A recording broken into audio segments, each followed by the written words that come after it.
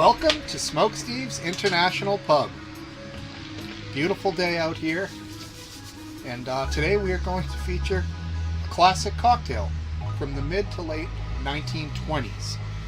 This would have been invented at Harry's New York bar, and if you're a fan of the sidecar, then you will be a fan of this because it's a variation of a sidecar, but it is its own cocktail.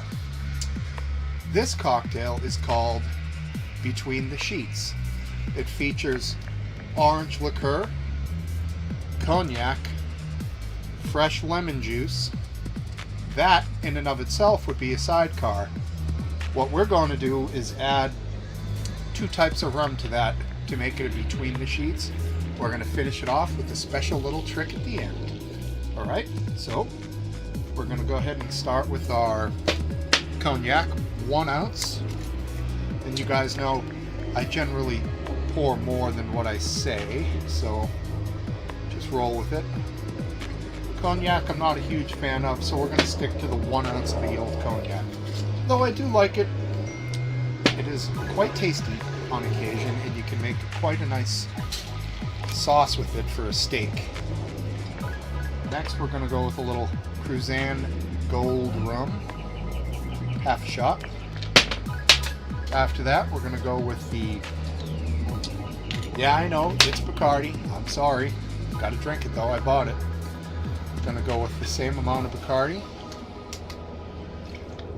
We're going to get our orange liqueur here, which is orange curacao.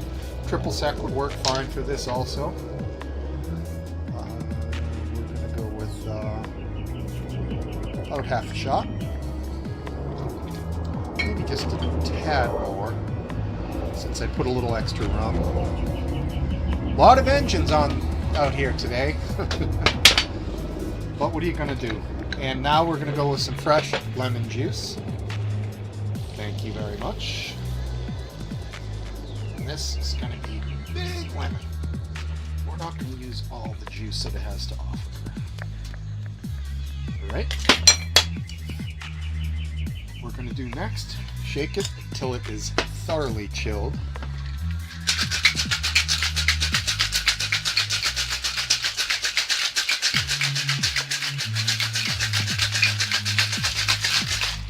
Oh yeah.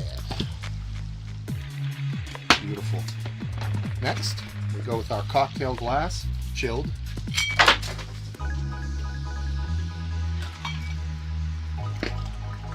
She's a beautiful looking drink here. Almost looks to be the color of a whiskey sour. Over that, what we're going to do here is flame an orange peel.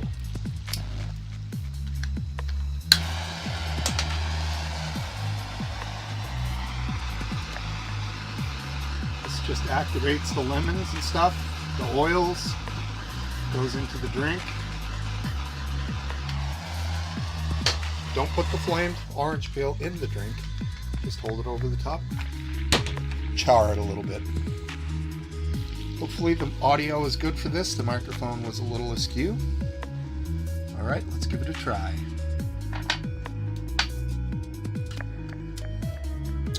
Oh wow, awesome. You know, it's really, really freaking good. There is such a good balance. Slight whiskey taste, slight lemon taste, but really just a cold, delicious drink. And like the lemon drop, this is not a shot. Technically. But it is damn good. Welcome to the pub. We'll see you downstairs.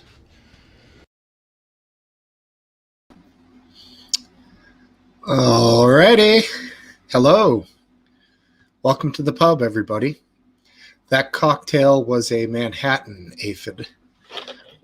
A bit different from a whiskey sour, but it was a good one. I sent him a picture of the Manhattan on Thursday night that I was drinking. For no good reason. That's life, but not as we know it. How are you? Good to see you. Aphid, of course. Greg Topple. Biscuit. George in the house. Cool, man. Welcome, Sammy Cat, Smokesteve Robot Wife, Fat Belly.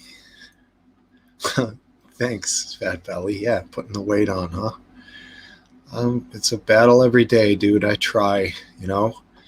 And I saw you mentioned Steven Seagal's great band. They did a bunch of great covers to start, bluegrass style. I believe they did a pretty good one of Thunderstruck.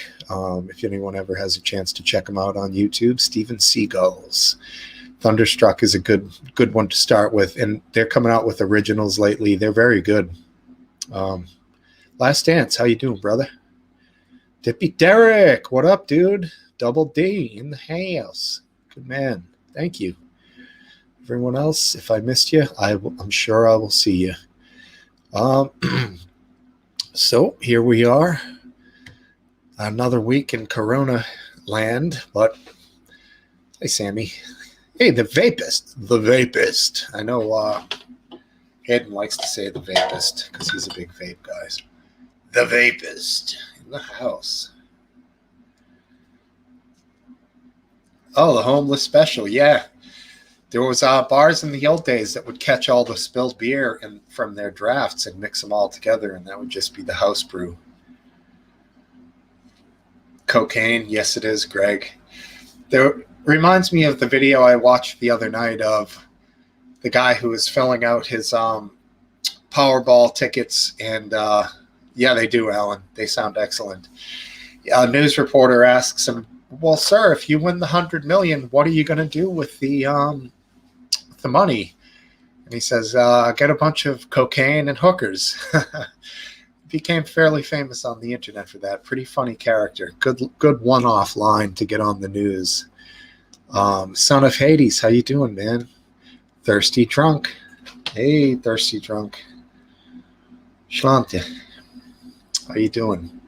This is the same drink I made earlier, but a rocks version, so it stays cold a little bit longer. Don't just damn fluted glasses. They're just no ice. It's hard not to just, you know what I'm saying? That's why the two that I've made in those types of glasses go down immediately. So, yeah, I mean, Topple says take out the middleman, just go right to the bottle. Why use the fancy glass? Man, I mean, it does taste a little rough sometimes, warm from the bottle. Amreb, how you doing, brother? Man, his name used to be so long I can't even remember it. The American Rebel MAGA channel, Trump MAGA channel, it was huge, but consolidation has worked. AMREB, I like it. Nice and short and sweet. Buckfast, I've heard that referenced before. What the fuck is Buckfast? I mean, obviously to us Americans, at least to me, I don't know what it is. I'm looking it up. Tonic wine. Weird. Caffeinated, fortified wine. Buckfast Abbey in Devon, England. Made under a license. Granted. Distributor. Interesting. Let's pull up an image of the old Buckfast. I guess that's the Buckfast. Fortified wine mixed with, what did he say? What the fuck? And vodka. Wow. Kicking it up a notch. Fortifying it a little further, my man. I like it. Yeah, Jerry, exactly. Jerry in the house. Anyways, we had the old man, also refer to him as the President of the United States, gave a big speech to Congress the other day. I believe his first main address in that setting. Strong cheap for the tramps. Okay, so we would call that like Night Train, or what's that other one? Oh, geez. Mad Dog 44. Mad Dog 44? 2020. What am I saying? Mad Dog 2020. It's been a while. Anyways, Biden had his little speech. And hearing the news clips leading up to it, they mentioned something that I always forget, and then when I hear the term again, yeah, right, Amrep, it always surprises me that there's a designated survivor, somebody who has to not show up just in case the whole thing gets blown up and the entire leadership gets taken out. Then we have one remaining person. But apparently because of COVID, there were so many people that weren't allowed to go. We didn't have to have a designated survivor this time. With that aspect of it has always tripped me out, that they do plan for that at some level, which I guess is smart. You have to plan for everything. Surprising that they didn't plan for guys taking flight lessons and just busting into a cabin of a plane and then flying it into a building, but they seem to be planning for, have foresight to plan for other things. I don't know. That's a different subject anyways. Biden's plan, he's looking at a lot of infrastructure building.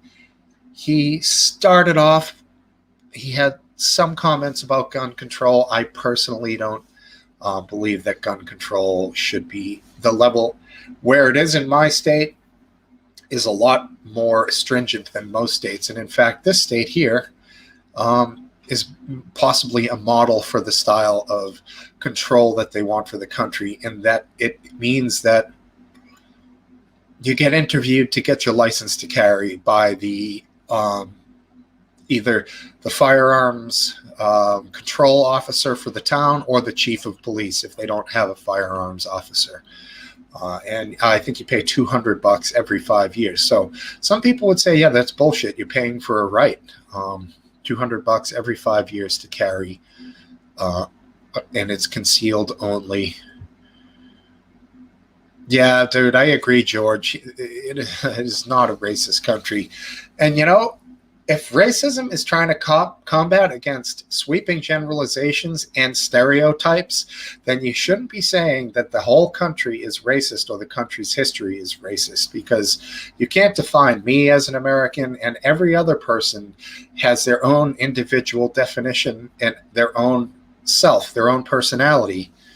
And, I hate to be fucking grouped into with every other guy who's got the same skin tone as me, which I would never do for any skin tone. So why is it okay to have it done to us? It's fucking bullshit. Yeah, right. I hear you, Amreb. A right that's given to you in the, it's a right as an American. Just have it as a right, okay? We don't need to take rights away from people, Gaining rights is a great thing, and when you have rights, you fight to the death for your rights, like speech and freedom. Like the license plates in New Hampshire say, live free or die, which I think it should say live free or fight. But, I agree with that. Your freedoms are what they give to you. That's an interesting concept, Fat Belly. I'm not going to speak to that at this moment, but I've certainly heard about that. Right, George. Yeah, I know. There's a problem here in that you got to fight. Damn right.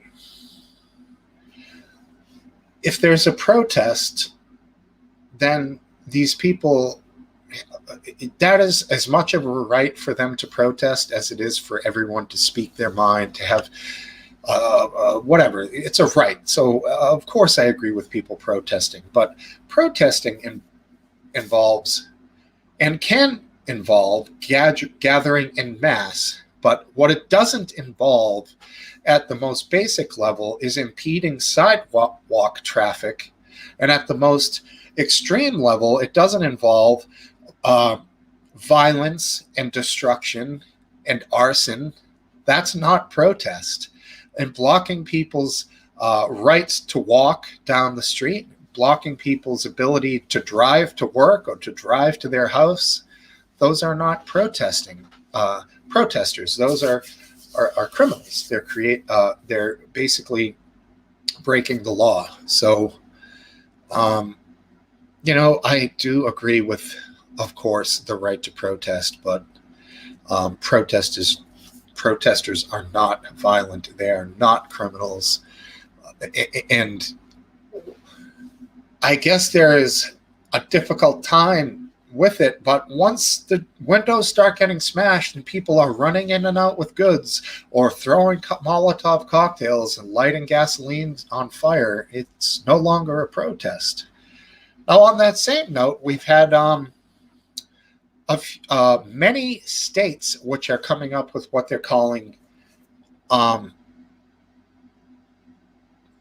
civil disobedience is one thing, but violence and destruction of property, and personally, I think blocking traffic and because you're blocking a person's freedom of passage is illegal. So protests need to happen without infringing on other people's rights or property, in my opinion. Okay, cool. Right on, Last Dance. We can clarify with what you may or may not agree with if you choose to come on. I do have a buddy here who wants to come on, but I can wait for him to. I'm not sure if he's ready. It's kind of filming up in the trees, which is a nice view. Yeah, the anti-riot legislation. Exactly, George. Your man down there, DeSantis, has some of that going on. I believe there's some more in Michigan.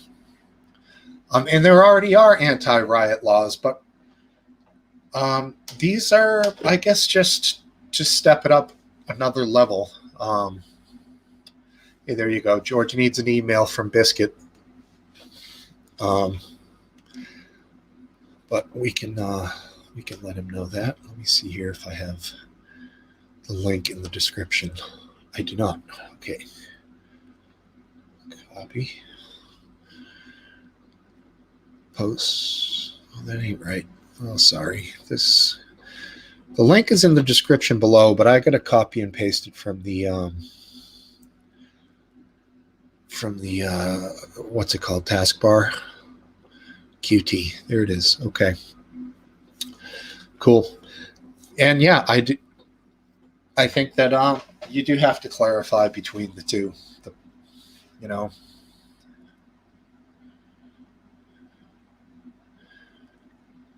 Don't. Yeah, right. Excited. I follow you. You're talking about DeSantis, AmReb. You think he's going to run? Yeah, he's a good candidate.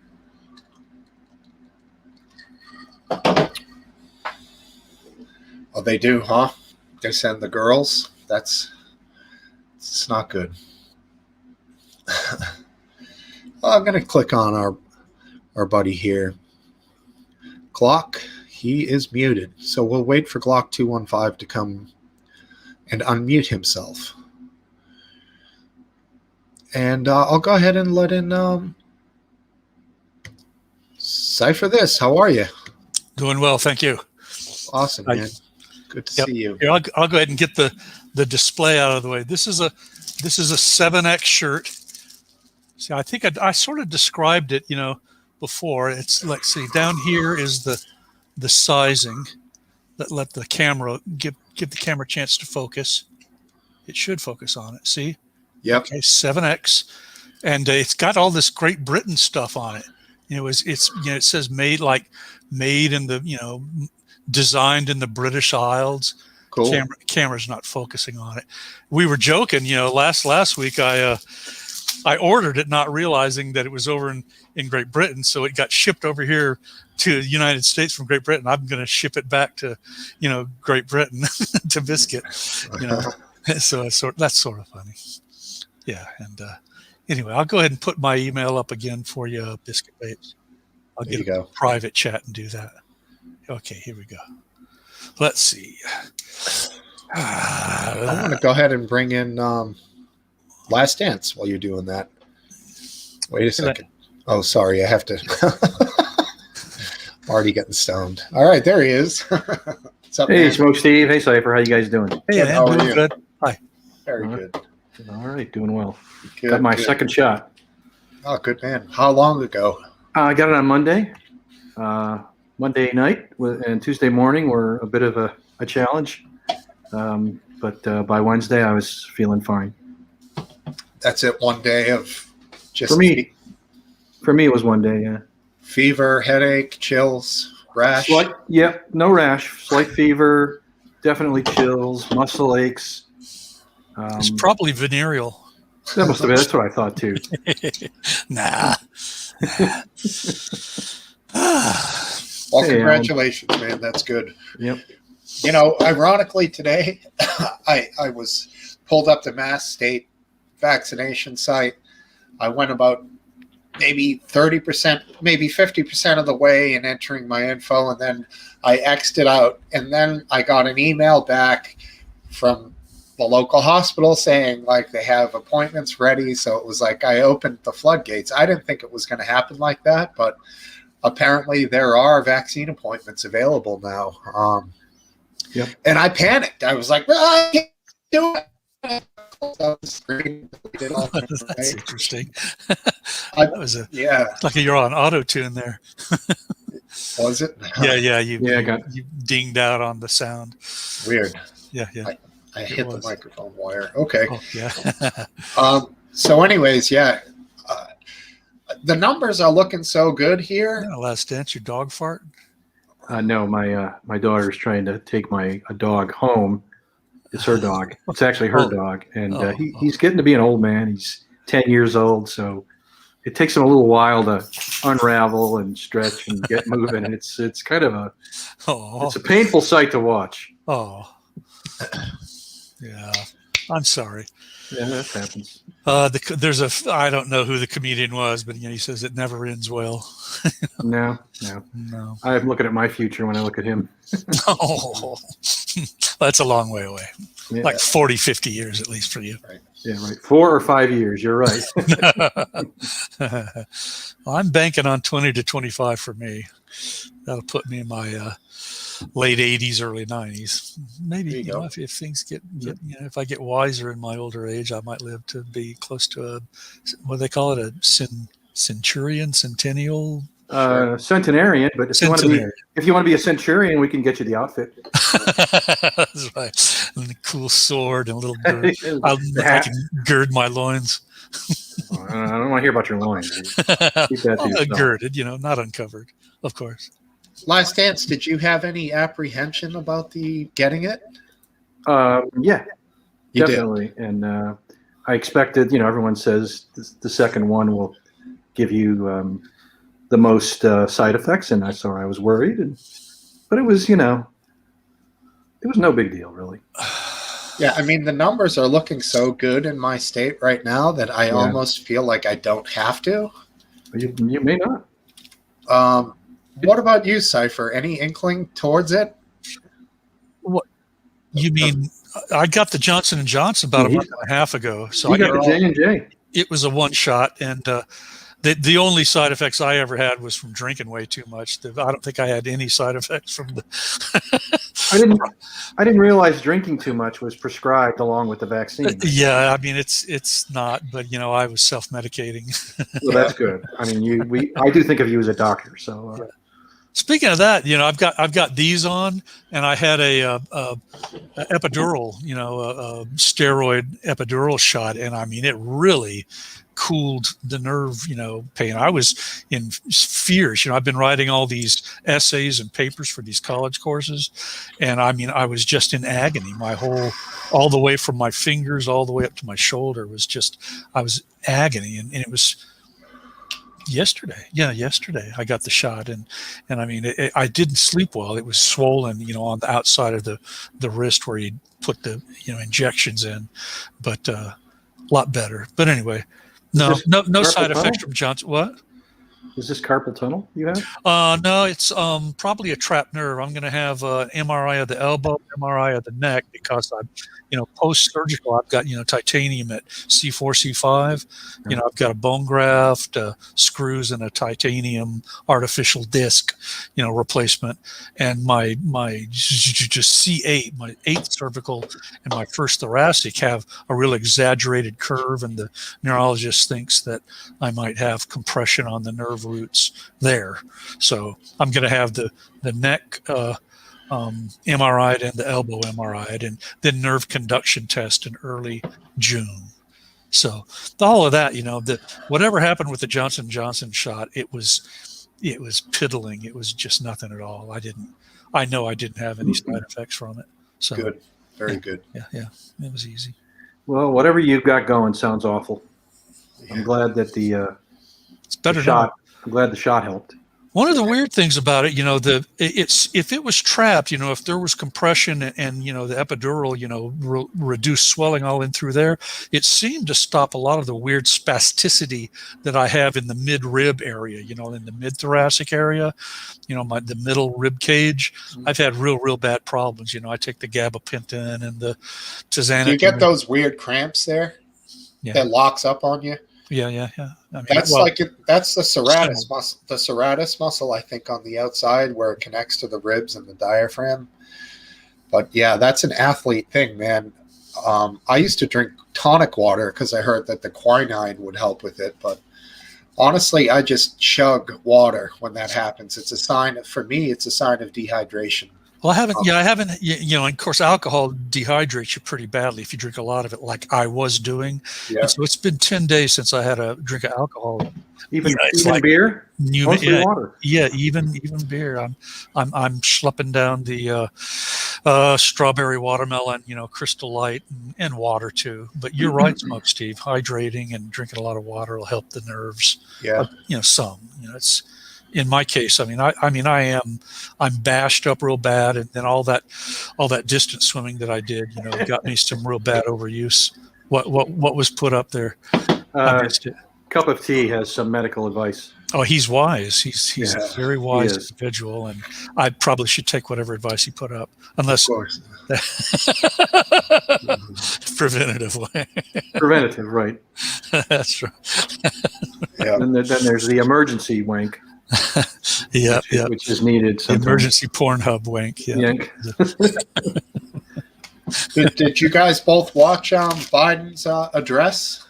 I watched some of it. I didn't watch it. Hey, Topple. Hey, Topple. I find myself yelling at the TV whenever I hear any politician talk. I mutter. Really, I mutter, and the only person that makes me outright curse now is Pelosi. I curse, at Pelosi, but she's the only politician I'm currently cursing at, and that's a big improvement. Oh man, and occasionally, Obolo, the Obama man. I'll curse about him. He's a good writer. What? You didn't like Obama? No. What was wrong with Obama?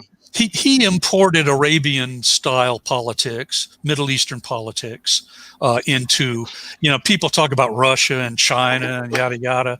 The Middle East has some of the nastiest political structures in the entire civilized world. And Obama imported some of that.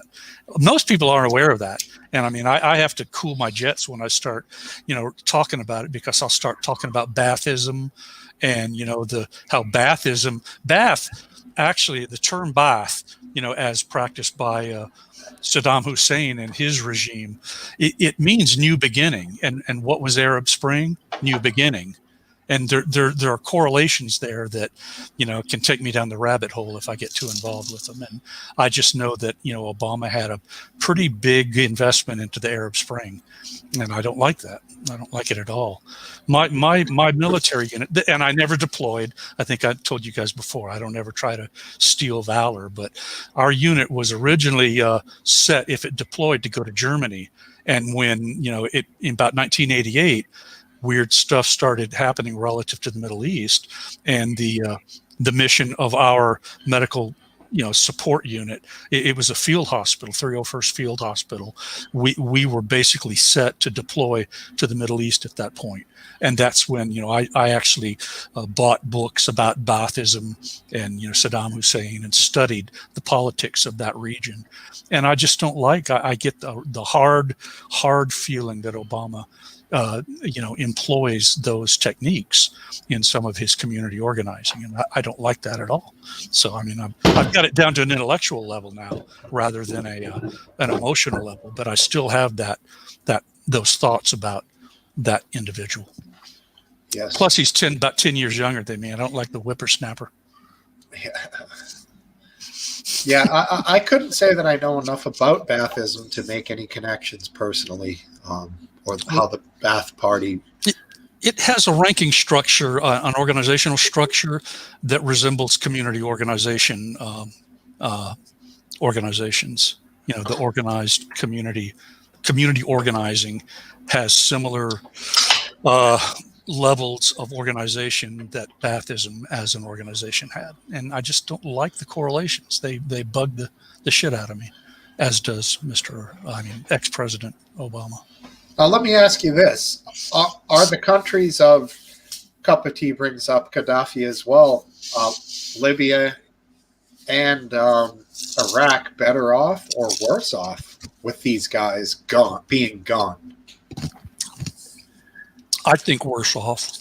Seemingly so. The whole region was destabilized, and was that style of ruling something that they did out of a form of necessity to keep it in check in a way? I guess it's impossible to say, but I mean, they were borderline between third world and first world. So you had evolution of political, social, cultural, business structures all trying to raise up to first world standards.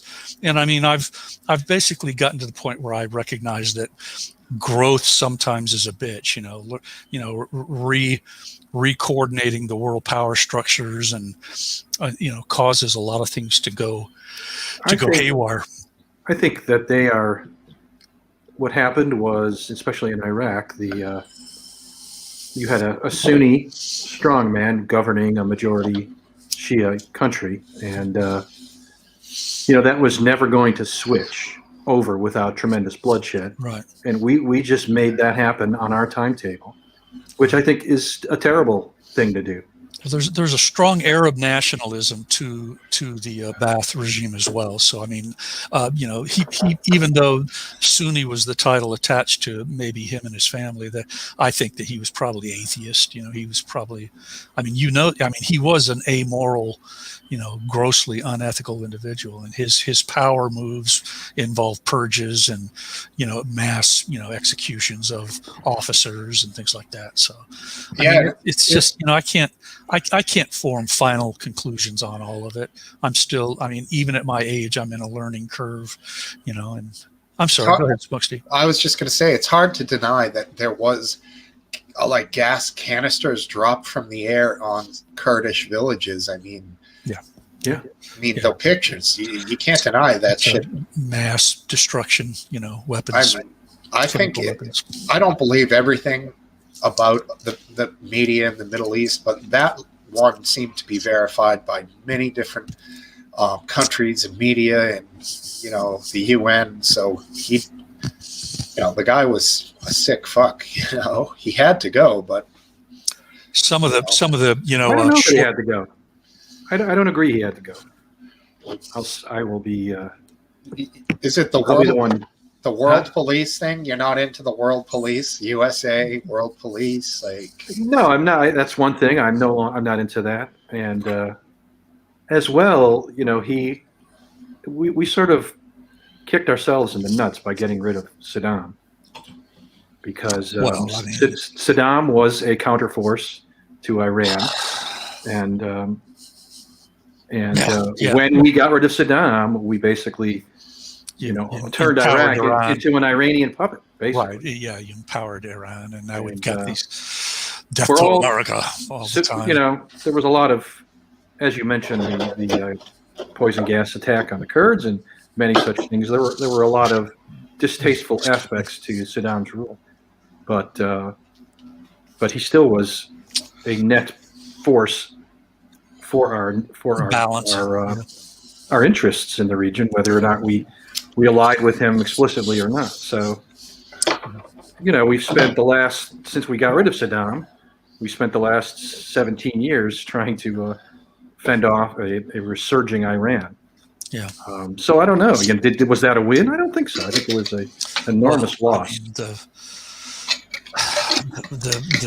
the strategies involved in the invasion of Iraq and the attempt to bring democracy to Iraq, and they'll welcome us as liberators and all that didn't happen. That was not thought out in a tactically and strategically correct manner. And there are plenty of skeptics about the justification to go in there in the first place. Afghanistan was harboring the Taliban, and that we were attacked by butthole, the big tall butthole. I'm having a senior moment. The one they got in 2011, I think it was. Yeah. They finally got him. Yeah. Osama bin Laden. He has almost the same name as Obama. Obama bin Laden. You combine Obama, Hussein, and Barack together, and you got it. Yeah, stage. Barack, nice Hussein, stage. Barack. Osama, our president. That's terrible. But you know what? We got rid of the Taliban. I'm sorry, we got rid of Al Qaeda in Afghanistan by December of 2011. 2001. So right. And now we've been in there 20 years more. Yeah. What do you think, Topple, of all that? Though you're muted right now. I don't know if you know that. Yeah, Glock. Any opinion on that? No opinion. Don't care. Oh, cool. Okay. How about that's an opinion? Glock? Anything on the fact that we're scheduled to be leaving Afghanistan not on 9/11, which was supposed to be today, but he extended it. I think it's a good thing that we're going to be fully pulled out of there, but we should have been pulled out way before then. Yeah. Of course, way before now. I didn't hear about the huge suicide bomb. She apparently is referencing a huge suicide bomb. Yeah, so. Nor did I. Let me just briefly, speaking of well, hey, here's our buddy, Biscuit Vapes. Oh, there you are, Biscuit Vapes. Hey, Biscuit, good to see you. You see that shirt, Biscuit Vapes? I did, yeah. Good. I've been asleep most of the week. Hibernating, huh? I've literally been awake to serve my daughter, and that's it. Yeah. I'm like a robot that literally goes, ping, time to serve my daughter. Yeah, I figured that I wouldn't see an email from you if I didn't see it the first couple of days, but that's fine. We'll get the deal done eventually. We will. I'll get emails sent at some point. Okay. Hopefully tomorrow morning. Yeah, it's my pleasure to do so. You've been, like I said, you earned it a year ago, with the Clippers. If you want another shirt, I mean, we can do the whole thing again. No, thanks. Yeah. It took too long to grow back. Oh yeah, it took a while. I've been growing my hair since I guess mid-February was when I started growing my hair back, and it's come back in. I don't even think the shaving it off's not the worst bit, and the looking like a twat's not the worst bit either. It's the 4 months of fucking itching while hair comes The itching. Back through. Yeah. Yeah, I've been able to stop that by just brushing the bejesus out of my hair, and scrub brushing it with a pretty stiff hairbrush. And I've had I haven't had much trouble at all. It's more like the eyebrows though. I bet. Hey, Biscuit, let me quote Ronnie Van Sant from Sweet Home Alabama. Turn it up. Am I a bit quiet? That's better. A little bit. Hold on. I'll tell you why. It's because I'm not on voice meter. I'm just on original, on just without any software with mic. Okay. Yeah. So, what do we have here? There were no WMDs, says Son of Hades. It was a lie. I consider it to be a lie. I think they blatantly lied about it. Maybe they had a hunch. I don't know. I don't even think so.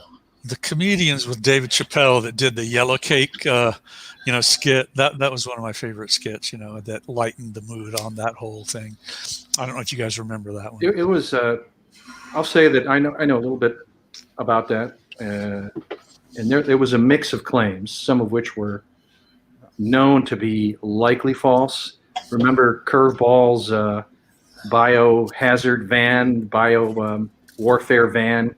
All right. I think there's some underground allegations. You know, it was the thing that the Secretary of State, Colin Powell, displayed in his speech to the UN. You know, with the van of the motorhome of death with the anthrax in one bin. That was all flimsy evidence. That was all bullshit. Took what? How much did we spend? $1 trillion or so over there, at least. $1 trillion here, $1 trillion there. Yeah, served.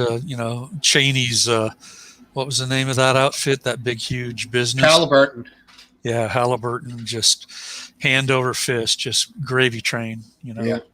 Quick mic test. Is that better? Very good. Yeah. That is good. Very now good. You got to sing the rest of the song. I'm on the software instead of just lying straight in. There you go. Yeah. Here, let's go ahead and bring in Aphid Lip Hoof-Hearted. Who farted? Oh, Who farted? Does that mean you're a certified furry now? Are you there, Aphid? Well, there's a Kentucky Derby's going on today, so it's close to my heart, and I'm hoof-hearted today. Yeah. Is that the name of one of the horses? It should be. I like it. Yeah. I hear steroid juice is the favorite horse out the hoist. The favorite hoist out there. The hoist. Oh, it's your voice. Revert to 1920s, George. Yeah. So, do we have anyone have it going live? Can we get a play-by-play? Is it was over? playing on the other TV. No, it wasn't. As of when you first started, hadn't started yet. Seabiscuit's one of my favorite movies. I love that movie. Not for me. Not a What's horse it called? movie guy. So, Steve, which race was is your it? buddy over today? No, he decided not to come down. He got into a fender bender, and he didn't want to drive the rental car down 50 miles. 50 miles. Right. I think he smokes when he drives, like cigarettes and shit. So for him, 50 miles with no smokes, and it'd probably be torture for him. So He got a fender bender. He couldn't take his own car. well, they're repairing the door at a body shop, and Oh. it takes him like a week to do a fucking one dent, so he's got a loaner. But yeah, so next weekend, hopefully, we'll see. And he's not a on-screen guy, so I probably wouldn't be doing the stream unless Why is he ugly? No, That never stops any of us. he just doesn't know. He does. He's Is he a burn victim? no, Oh, nothing physically odd. More just that he. Every once in a while, Aphid Lip just comes out as full evil. Yeah, he doesn't know what the hell we're doing here. He might as well be 100. He's like, oh, what the fuck? Who are these people? He's my age, but this is just not his, his this is bag. not He his has cup of dementia. tea. He has dementia. Well, we both do when we hang together because we smoke so much weed. You're talking about dementia. Is McGrandi here? I hope he shows up. I really do too. Yeah, he's been interesting. You guys seem eye to eye on so many topics. I understand, Topple. Best friends. Oh, really? You guys are like arch enemies. That's total sarcasm. I sense sarcasm. Who, me? Right. That's all we're going to go with in that department, I guess. Yeah, it's easy to rile one another up. That's for sure. Yeah. So, Topple, are you vaxxed? No. Hell to the no, H to the N. Until if you could tell me that if I get a vaccination and I can't pass the virus to somebody, there's no point for me taking it. But you said you had it, didn't you? And that you No. I Like thought can't? Like My wife- 100%? You want 100% guarantee you can't? Yeah. No, that we can't give that. That's not. In fact, we know that is not true. There's only one way you can 100% guarantee you're not going to pass the virus on to someone. You die. Yep.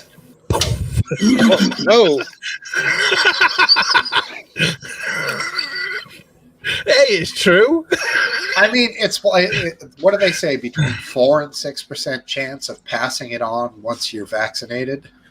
It's funny. It's like 95% effective. People aren't really sure, including me, what that really means. I heard something like it means of 100 people who would have gotten infected before, now only 5 of them, if they all have the virus, will get infected. That's right. So It's weird. It's bizarre. I just see no need taking it. you probably don't need to I take thought it was. I thought it was like if 100 people get the vaccine and they're exposed to the virus, then only 5 of them would get. That's what I said. Oh, okay. Effectively, I said. I'm sorry. I misunderstood you. No, that's okay. You had to explain it to me. What it isn't is 100% of the population. Well, now what about the Only question 95%. of the vaccinated population? Yes. Yeah. Well, now, let me ask you this: what is the percentage of all the vaxxed people giving me the virus if I'm unvaxxed? Very low. Right. I don't think they can tell though. And that's even lower because while 5 of 100 may get the virus, they may be less likely to transmit it than someone who's unvaccinated because they have supposedly an enhanced immune system fighting it. Apparently in this country it's between 100 to 150 at the moment per 100,000 that pass on the virus. Who pass it on who are vaccinated or just in general? In general, yeah, before the vaccination. Interesting. Hard to know what the real stats are. But that was after a 3-month lockdown. Yeah, it is hard to know. It was as high as like 2,000 in 100,000. Yeah, well, I mean, that's what some people think. What Alan says here. Well, the other thing like Topple says, his risk is very, very small of him getting severely ill in the first place. So Red the Bull. vaccine wouldn't help him much, but it seems to do a great job of preventing people from getting seriously ill. Even if they do get infected, even if those 5 out of 100 get infected, none of them get seriously ill. So that's why it's good to have people who are at risk. I wonder how people would feel about it if it was say like you could trace the barrel of a gun with a bullet. You could trace the virus, who gave who the virus. Whether more people would be more willing to take the vaccine because they'll basically be told who they've killed with the virus, basically. Yeah, they probably would be, but let's not do that. Yeah, it seems pretty much arbitrary. Well, I keep wearing my mask anyway, so I'll be safe. That's what they keep telling me. So, yeah, I guess so. If I'm working around or hanging around vaccinated people, we both don't need masks, I would think, because the CDC just came out with something saying that if you're vaccinated, you're allowed to wear no mask out in public now. Oh boy! Only where there's no big crowds, though. But I thought that was what it was anyway. You didn't have to wear a mask out in the open space. Now where I live, they mask up outside. They put out a chart that kind of has 15 or 20 different scenarios, and if you're, it's mostly common sense. If you're outdoors, say exercising, and you just pass somebody while you're doing it, like bicycling, the risks are very, very small. You don't have to wear a mask. If you're hanging out with people outdoors in a crowd, then those risks are elevated, as you would guess. Now, would a mask help? I have no idea.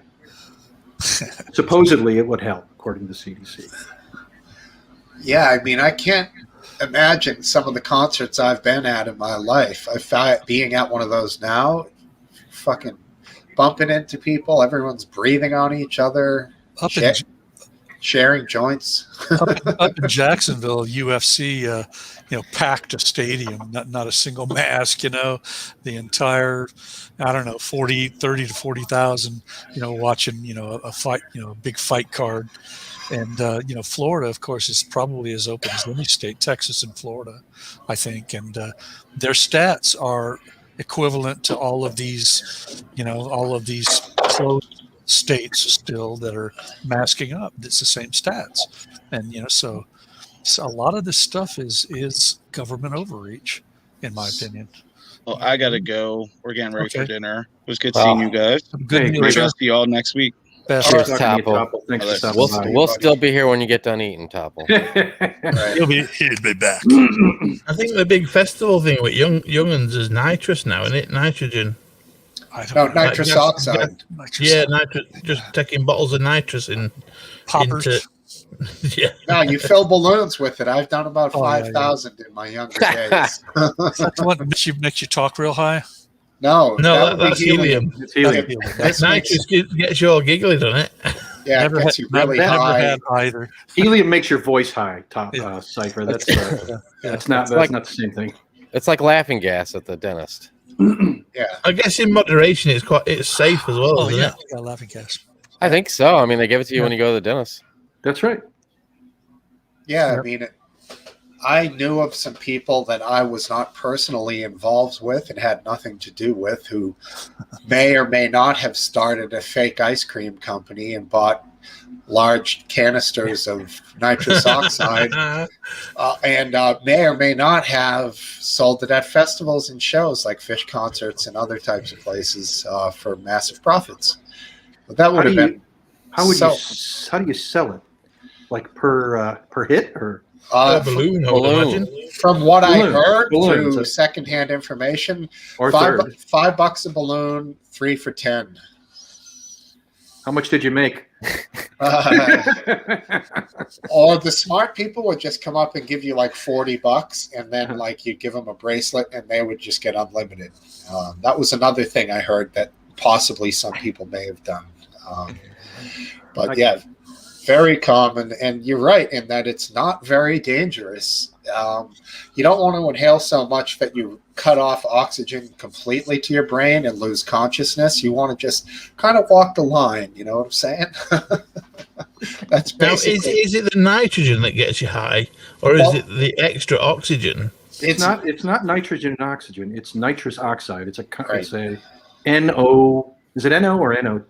It's NO. Yeah, NO2, nitrogen Yeah. and oxygen. That's exactly what it is. Makes a car go fast. Yeah, that's the same shit they spray into. It's nitrous oxide. Yeah, they spray it. I guess it would right in To the engine. right? to make the compression go faster. Yeah. Literally. So it mixes in with the gasoline right before it combusts under the cylinder. So yeah, I mean that Is the stuff they put in cars though the same stuff that they use medically? probably not the same grade, I would imagine. I would imagine there'd be some silicon oil in the car stuff for extra lubrication. That I don't know. Now these entrepreneurs you were talking about, did they use medical grade? Oh well, Raw it was, car grade. it was food grade because it was for making whipped cream at the ice cream shop that the entrepreneurs also owned. Is that true that when you buy whipped cream in a can, it's got nitrous oxide? I think It does. That's that what, might be true. Yeah. That's a whippet. That's low level grade of taking Right. hits. You don't shake the can. You just inhale all the gas without tilting it vertically, so the cream stays in the can, and you just inhale the gas. And, I see. I've seen some dudes get pretty messed up with those. with whippets, yeah. Yeah, lips turn purple, and they just sure. are out of it, and it only lasted like they said 14 seconds or something. And I'm Right. sitting there, and I'm like, Yeah. they're offering me this, and I'm multiple different times because I had different friends that were into it, and I'm just like, no, I don't. We would watch that. Remember that it was probably the VHS copy, but it's called The Mind's Eye, where it was like It was like a computer generated graphic, but it was kind of trippy. And we'd all sit in there, and I'm just like, this is so lame. And when they'd be sitting there, and they'd do those because we'd go to the store and they'd get all those canisters. I'm sure you know exactly what I'm talking about. Of course. And they also did the TV cleaner stuff too. Oh, that I've never done. I'm like, man, come on, dude. I mean, you're looking like death, and it's for 14 seconds of euphoria. It doesn't make sense to me. Yeah, the big tank is much better. Well, you must have been the buzzkill of your group. Yeah, for a long time, yeah, because I wasn't into any. I was totally a straight edge dude. So even with drinking. Aphid Lip, I did decide that you're neither a prude or a cult member. So I mean, there's that. Did you have the straight edge tattoo? What was that tattoo that they used to get back? No, I wasn't like square. Yeah, I wasn't like part. The main reason I was and my friends weren't. It was because I was trying to get a job and I didn't. I got drug tested and stuff. But and my brother was like that, and I was really like I was like when we were skaters as teenagers, it was like. That was like the wrong thing to do, and my brother was into that stuff, and I was totally I'd always tried to be the opposite of my brother. I just felt that was the right path. You don't want to end up like Shane Cross. Right, exactly. Exactly. Yeah. Dude, if you get drug tested and it comes up nitrous oxide, just say you went to the dentist. Well, that was more just stupidity. I just didn't think, I mean, the balloon thing, I don't know. I never was a part of the Fish or the Grateful Dead, but my part of inhaling stuff, it was those whippets with the canisters of the canned air and the TV cleaner, and the people that I saw that were my friends doing that, they just seemed like they were just destroying brain cells like thousands at a time, so how are they doing now? How many are CEOs? Some of them aren't that bad. And then some of them one of them is Biden, right? Yeah, some of the people that did seem like they were affected, you kind of wonder if there was maybe some other mental things that just kind of, I don't know if it was the drug. I can't blame the drugs as much. I mean, for some things you can blame the drugs, but I think some people have mental problems, and they come out when you become an adult more. They're more apparent and everything.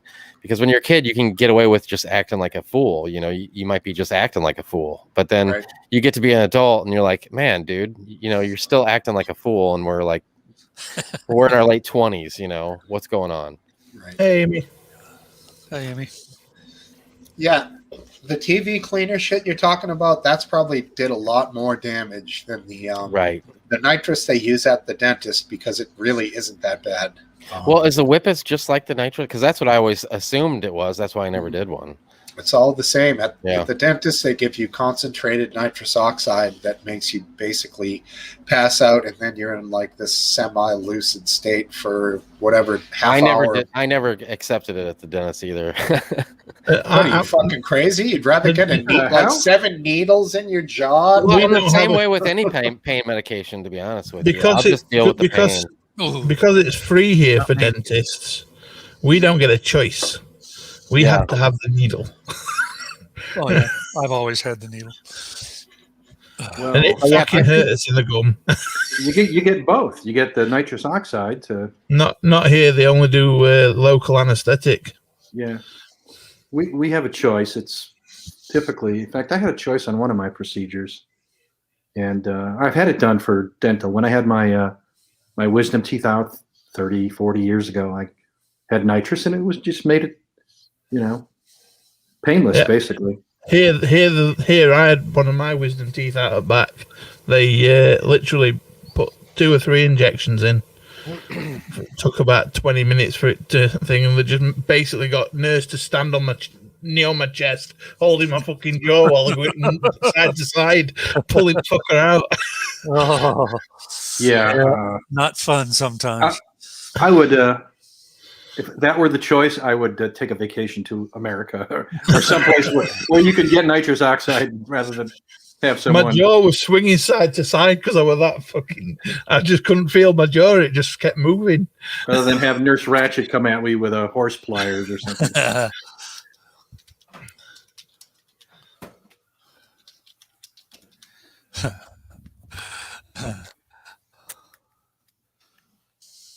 freaking dog's doing my tits in.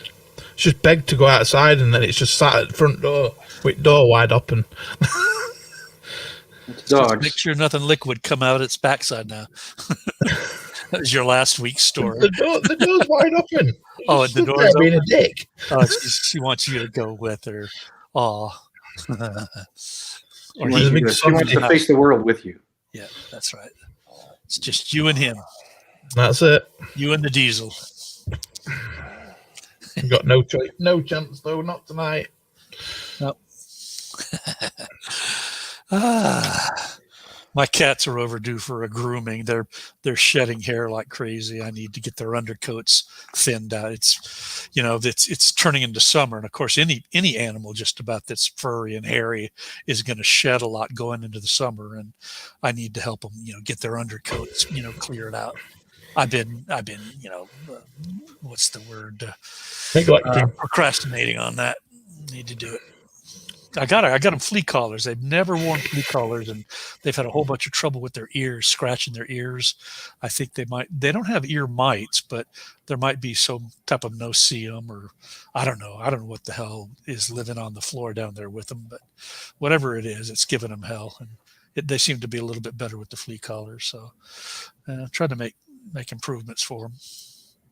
I keep forgetting how old he is, to be fair. He's about 9 now, but I keep thinking he's still like 5 because when I got him he was 4, but the time just flown by. The pickle? The Staffordshire. Yeah, I do. Answering Base Welsman's question, I do not think there will be vaccine passports in the U.S. There's certainly many states that will absolutely not require that. They're already talking about it here in UK. Yeah, the dentist will know how much work it takes to get your wisdom teeth out. Yeah. I think it varies for different people, and some people have to have significant work done to get the wisdom teeth out. Mine pushed my teeth together a little. It crowded shit a little bit. I think the dentist was like, it's not going to do that much for you anyways, guy. You might as well just leave it as is. And I was like, all right, good enough. Fuck it. I don't care. It wasn't where the teeth are folding over each other. Some people, it's really bad the way it pushes. I've still got 3 shadow teeth on top of my wisdom teeth. Jesus. I had one on each wisdom tooth, top and bottom. Yikes. Shadow tooth. It's literally an extra tooth that pushes up at side of. It's like half a tooth that, just a small chip of tooth that pushed up at side. Yikes. Yeah, I certainly hope they don't do vaccine passports. Unless not unless it was like 2 years. They're just not going to bow to federal, I thought they were on about in America doing cruises with 95% of passengers having vaccine. Private industries can set their own standards. That's correct. That's a difference between government and private business. And frankly, we all know about cruises and the norovirus and the way things seem to travel around those ships.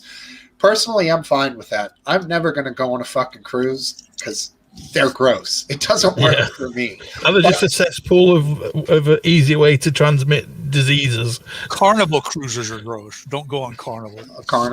I'd just be freaked out. I was more thinking of these luxury liner cruises. Are they disgusting as well? Just about anything on Royal Caribbean is good. There's another couple of vaunted names that are really known for, cleanliness that almost never have the norovirus, outbreaks.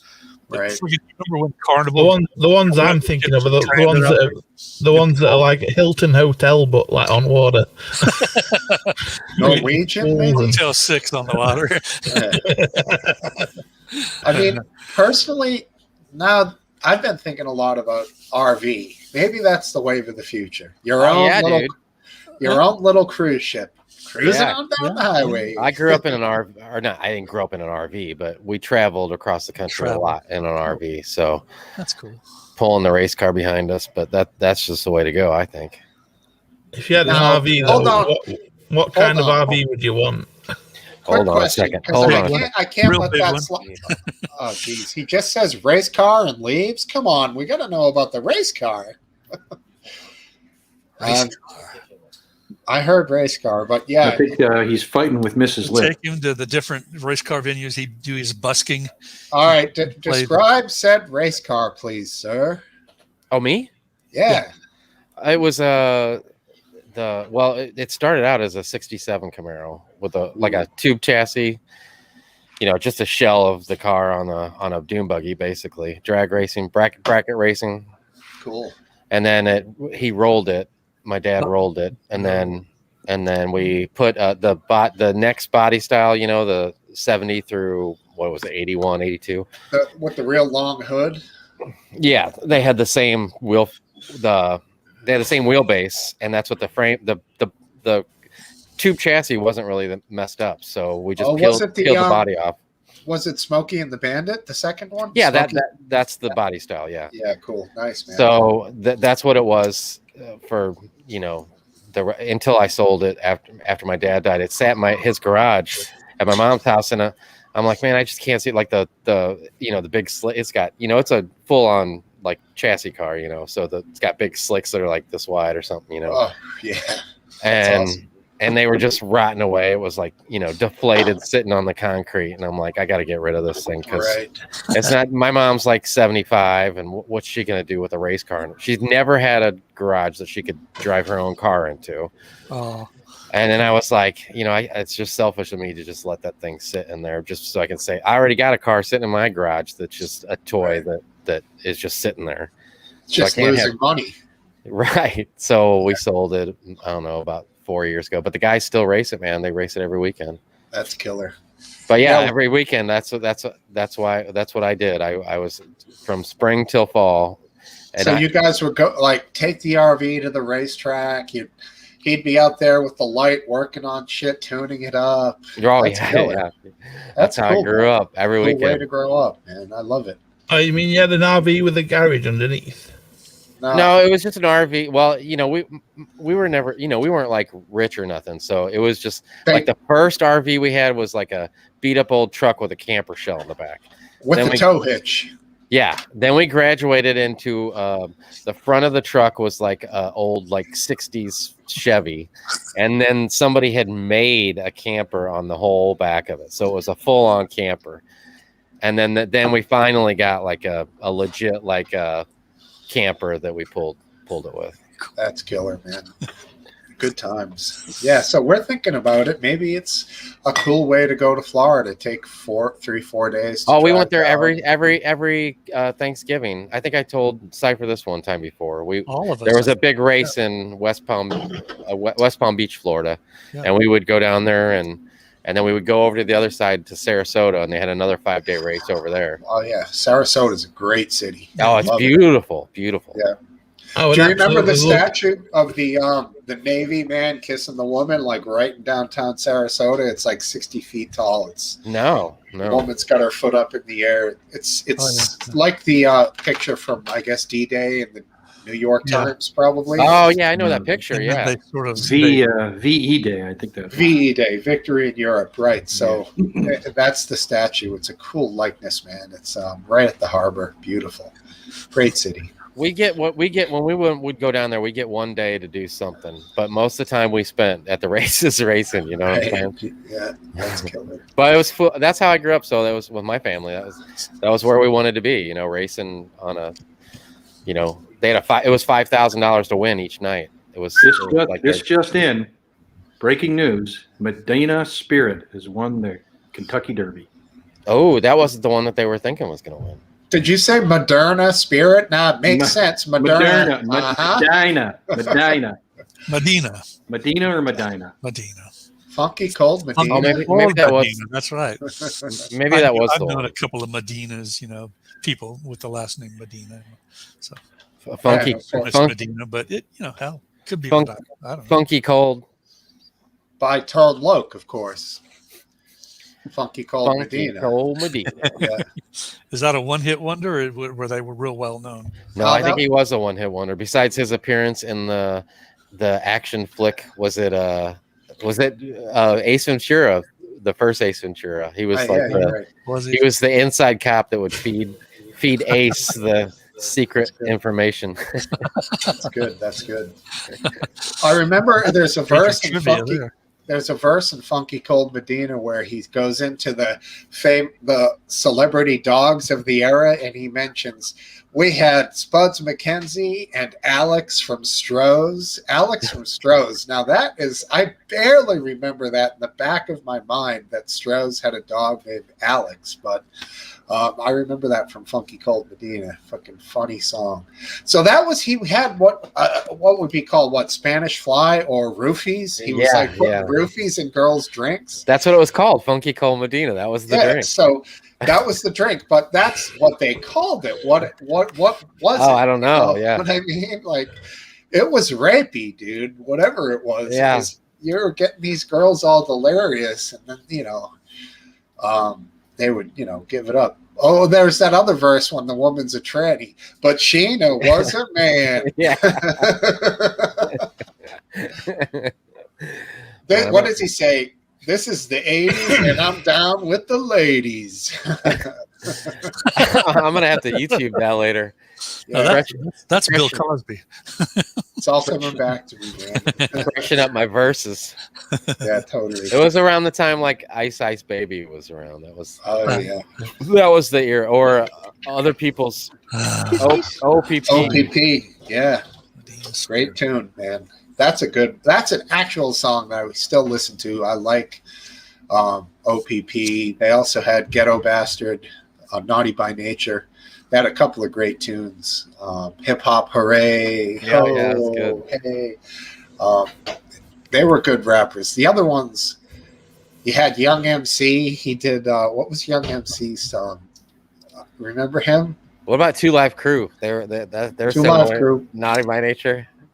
Naughty by Nature. Yeah, we mentioned them. Young MC, he was Bust a Move. Yeah, he was kind of clean cut. He was a little polished around the edges. Right. And he had some fine girls in his videos. Well, or at least that one video. Man. Woo. The girl with the sunglasses. I still remember her. She was fine. Hey, Biscuit Base, why did you only have one video on your YouTube? I subscribed to your channel, Oh yeah, I tried doing some vape reviews, but I just couldn't. I just didn't feel it was right. I just didn't get it. Yeah, didn't get it. Just didn't feel good.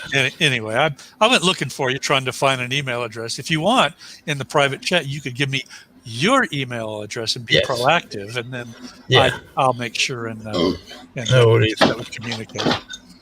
Now, if another week goes by, and I'm holding on to this 7X shirt, I'm gonna get rankled. Uh-oh. You don't want me rankled. We don't want him rankled. I'll have to iron myself. Rankled, yeah. Wrangled. Or maybe he just means rank. Rank. Well, that's a given anyway. Yeah. Ongoing basis, I mean, 7X is a big shirt. Alan had asked earlier, would that fit me? I'm an L. So Alan would look like Ebenezer Scrooge in A Christmas Story or whatever, walking around in his nightcoat down to his feet. He looked like Tiny Tim. Like Tiny Tim, exactly. Hell, I'd look like a little boy in a 7X shit. The original Tiny Tim, not favorite. the giant Tiny Tim from the 80s, right? Like the little one. Yeah, the real. The one in the. Who was that author? Who was the author that did that? Dick? Hey, Was it I put it Dickens? in the private chat for you there, George. Charles Dickens? Oh, there you go. All right, that's it. I'm only 5'7" and weigh about 135 pounds. That shirt would look pretty funny on me. You could probably fit the whole family in the shirt. I could. Thanks, Steve. No offense. I was thinking to use it to cover up my SUV in a rainstorm. I'll barely have any room to put my arms inside the shirt with my body. So, gee. So not outdoors tonight, huh, Aphid? That was a nice scene last week. Yeah, I was thinking about it, and then what had happened? Not that Pedo chair. not that it, yeah, my pedo chair. Not that it influenced me going out last weekend, but my son has been playing video games on my computer that I use to that I'm on right now, because he can turn the graphics up real high and stuff, And so he was playing on it, and I was like, I don't know if I want to just tell him, but I had one to set up outside, and I was going to do it tonight, but there was dogs barking and stuff. So I was like, well, I'll come in here, and if I decide to move on out there in a little bit, I will. Cool. Yeah, it was a good scene. There's Casper, whoever asked in chat. I liked how Hayden busted your chops about it. That was funny as hell on Thursday. I sure enjoyed it. Yeah, he lost it on me for something.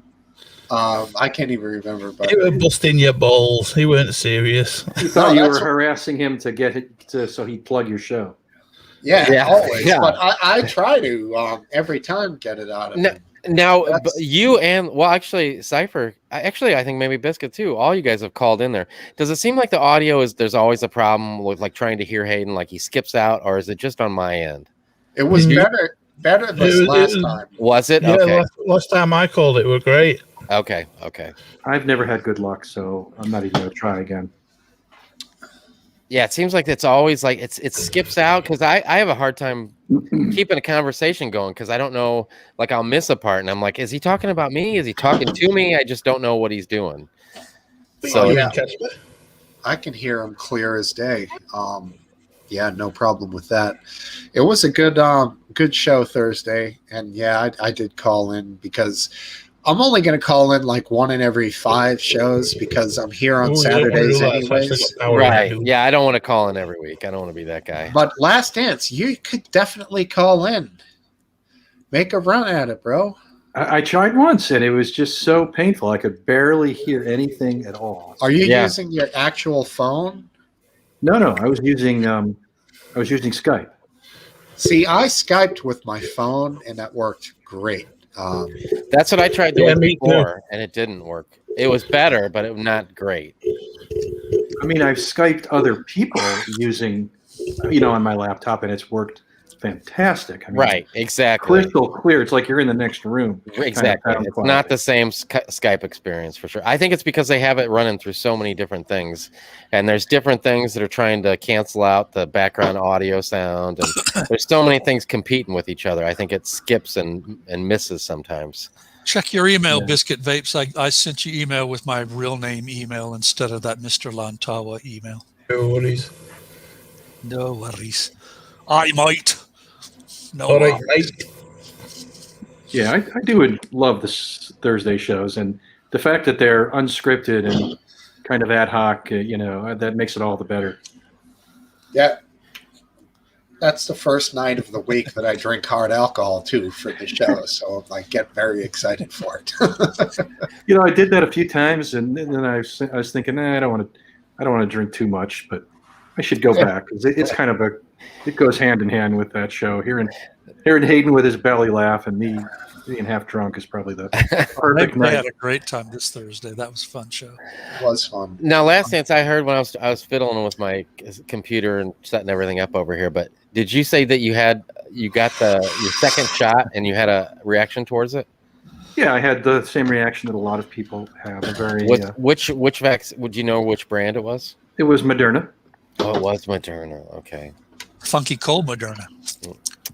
That's the one. I'm supposed to get my last shot Tuesday, and then Wednesday I'm supposed to be in Kansas City on a ladder lifting a really heavy sign up on the side of a building. So I'm kind of thinking about Well, to get there, I'm gonna have to leave at 3 a.m. here. So I'm gonna get the shot, go to bed, get up, and drive 4 hours, and then do some really strenuous work.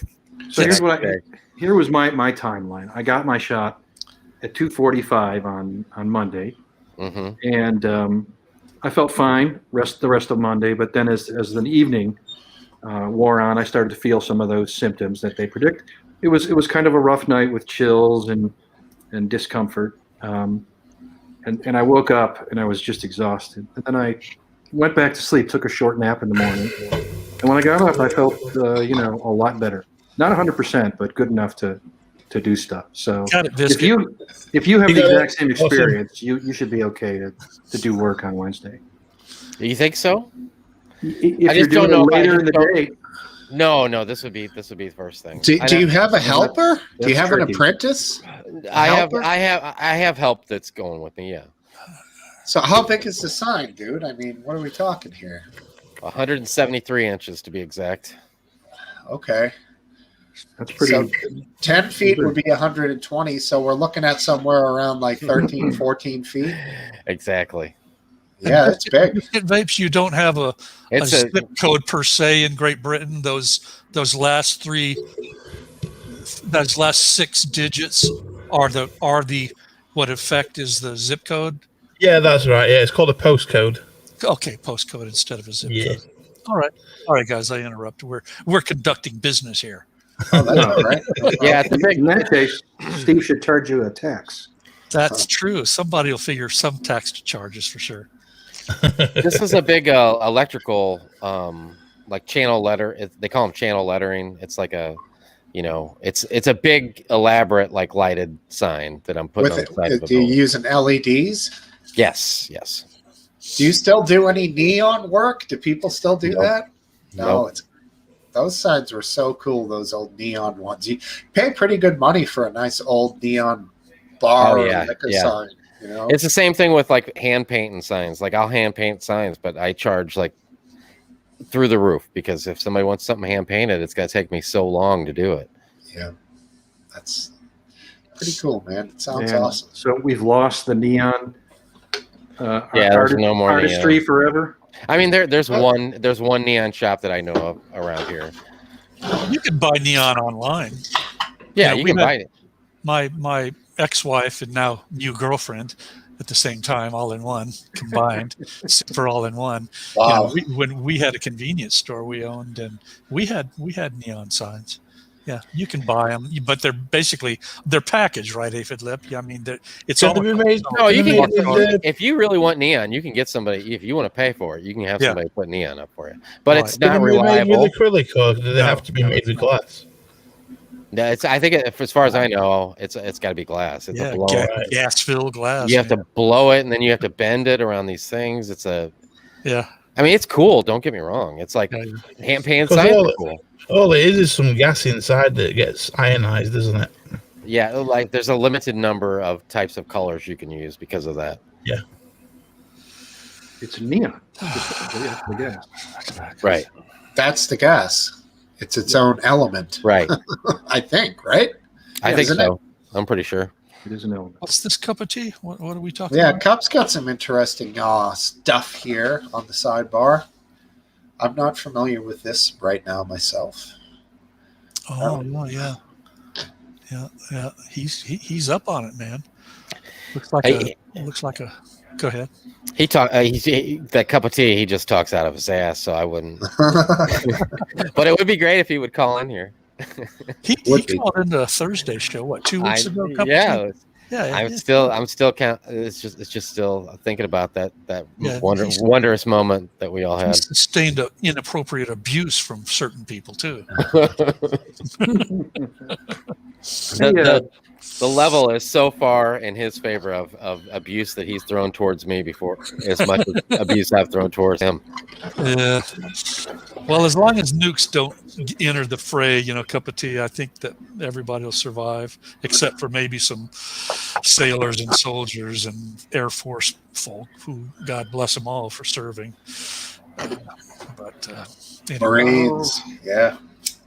Actually, speaking of cup of tea calling in, I have a list of questions that Mrs. Aphid Lip wants to ask cup of tea. So I have a notepad on my phone with about I don't know how many questions there are, but questions. For I the think I know what one of them cup is. of tea might come Mrs. on. Lip, yeah. I bet I know one of the questions. She's such a big fan of us. Her first question is, why are you so great, Cup of Tea? How did Yeah, you get that to be so great? I don't even need to look it up because I know you're right. Last answer. Well, if you want to throw one out there now, he could answer it in the chat. No, I'm gonna wait because I think there's gonna be some time when Cup of Tea is gonna have enough balls to call in here, and I don't want to ruin it. I'm gonna. It's like Christmas. I'm not gonna look in the closet and see what my mom got me. I'm waiting. Yeah, and if I can verify, like he'll have to use the name Cup of Tea. But if he does come on with no video, but if I know it's him, that'll be accepted. He doesn't have. He's of the level of no video required. Right? Yeah, That's fair. That's fair.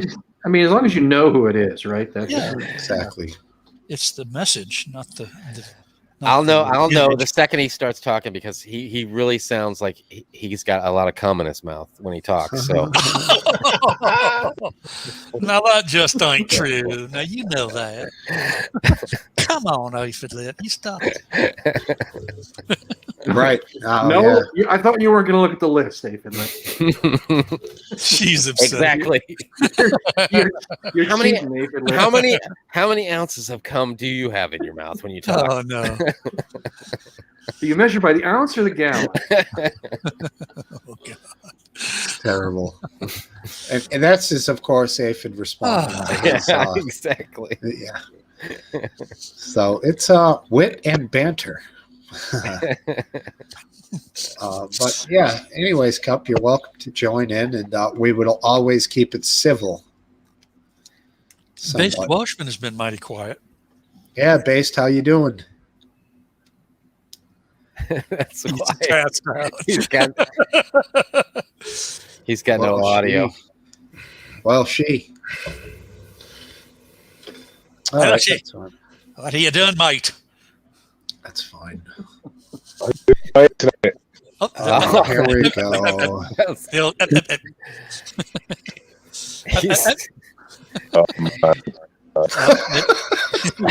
We come in peace. I really don't understand why he's having problems because Smokesteve's brother went over to his house and set up all his audio equipment last week. So, and he did it all on the exercise bike.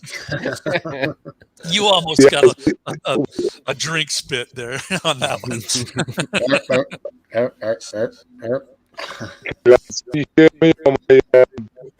He's doing that on purpose. I don't think he's doing it on purpose. I think he's laying. I think he's like Topple. He's in an area that doesn't have great reception to his router. Is what the problem is. Yeah. Right now, it happens to be his bed because he's faded and about to pass out. Could be trimming his nose hairs. You never know.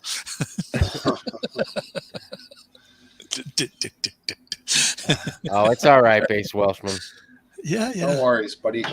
It's okay. We know you're fighting a good fight. That's right. There's nothing to be sorry for. Yep. No. A day like it's calling. Yeah, he's a good guy. He knows his shit. He's got a snappy wit, but he does not appear to be a fan of some people on here. But he's always welcome. Cup of tea. Always welcome. Who's not a fan of some people on here? Cup of tea. Oh. He sure is a fan of mine. He's the biggest fan I've ever had. He's never missed one of my shows. So. He's a huge fan of some people.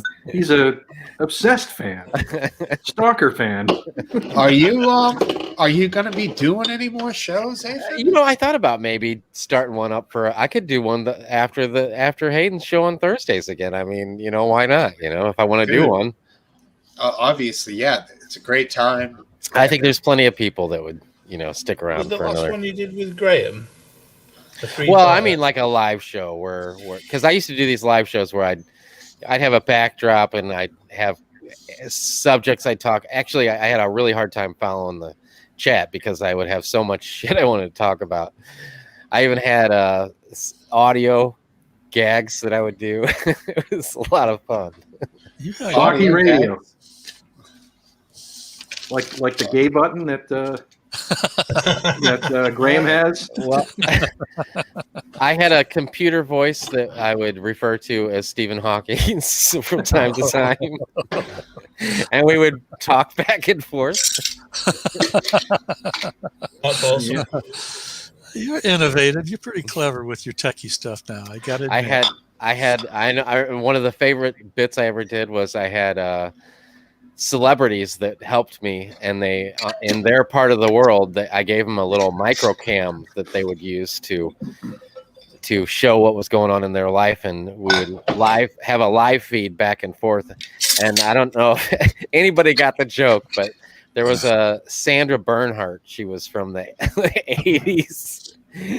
And she had this big, huge gap on her front teeth, and she put the camera behind her two front teeth. So I took some video, and I superimposed two extremely gapped front teeth, like she was showing the camera out of her.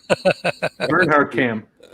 That's right. But I think I'm the only one that knew who Sandra Bernhardt was, so I think I'm the only one that understood the joke. I think I have a vague memory of her. She would be on David Letterman a lot, and she had a song, but that was not what She was on Roseanne actually for a couple of I think she might have been. Now you can do the Georgia ex-governor. Who's that black woman who's got the big gap teeth? Oh yeah, she does. She does have a pretty good gap. Got a huge gap. Yeah. What is her name? Great.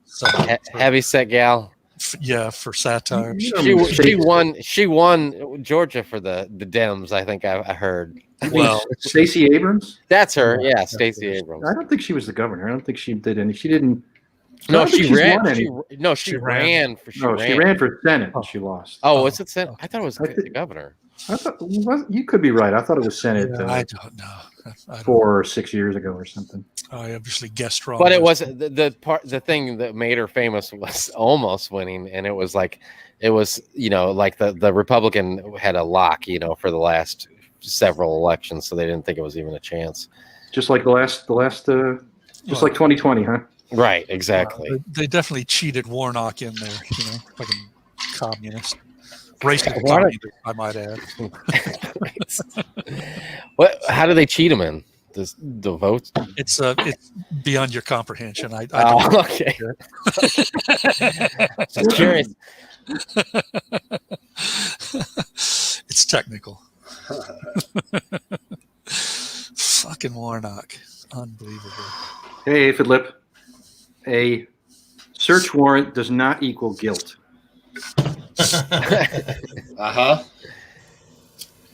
Rudy. Rude boy.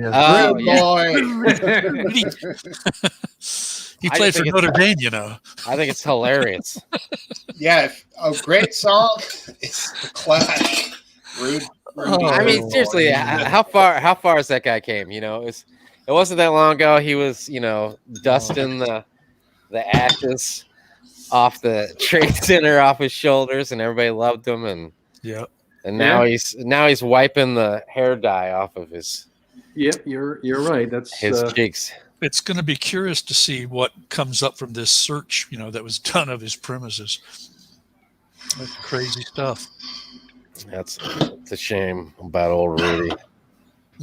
I thought he was going to be. I actually in the early stages. What was it? Was it 2016 when he ran? Yeah, Trump. No, Rudy. Oh, I don't know. Much earlier than that. 2016. No, he was 2012. Yeah, was he then though, or was it 2012 when he ran? I don't know. Whenever he ran for president, I was like, man, I'm gonna get behind him. I was like, I had a poster of Rudy on my wall still, and he looked bad. He was never a main candidate. Was he? No. It was back when they had like 16 on the stage. But he definitely ran, and he did a debate or two, and he looked horrible. And I was like, oh man, Yeah, he probably ran against Hillary. I'm thinking in the early days of that election, maybe Hillary, which ended up. No, he never went up against Hillary because he never beat the primary. Maybe the Hillary Obama. He ran in the primary in 2008. Oh, it was that long? Is it that long ago? Yeah. Wow, it doesn't seem like it was that long ago. Man. Well, he's definitely long in the tooth now. That's for sure. So the final people. So in it was 08, against would that have been against Obama the first time then? Well, he didn't Obama. win. Well, I mean, he got beat out by. He got beat by McCain. No, I understand, but I'm saying it was that election. Yeah, it was that election. Wow. Well, Yeah, because I was really I was thinking I was going to go for him, and then I saw him in the debate, and I was like, oh my god, not what I was expecting. He sounded horrible. Interesting. Yeah, when in the early days of 2016, there was a lot of wild characters in there. We had Rand Paul, obviously. He was who I was going for, Rand Paul. Until Trump got the, and then I was like, no way. I was hoping for Kasich because I didn't want Hillary. I couldn't stand Hillary. I didn't want to vote John for Hillary. Kasich was all right. I thought one of the best. I didn't like John Kasich, but he was it was him or Trump, drip. and I was like, oh come on, man, it can't be Trump.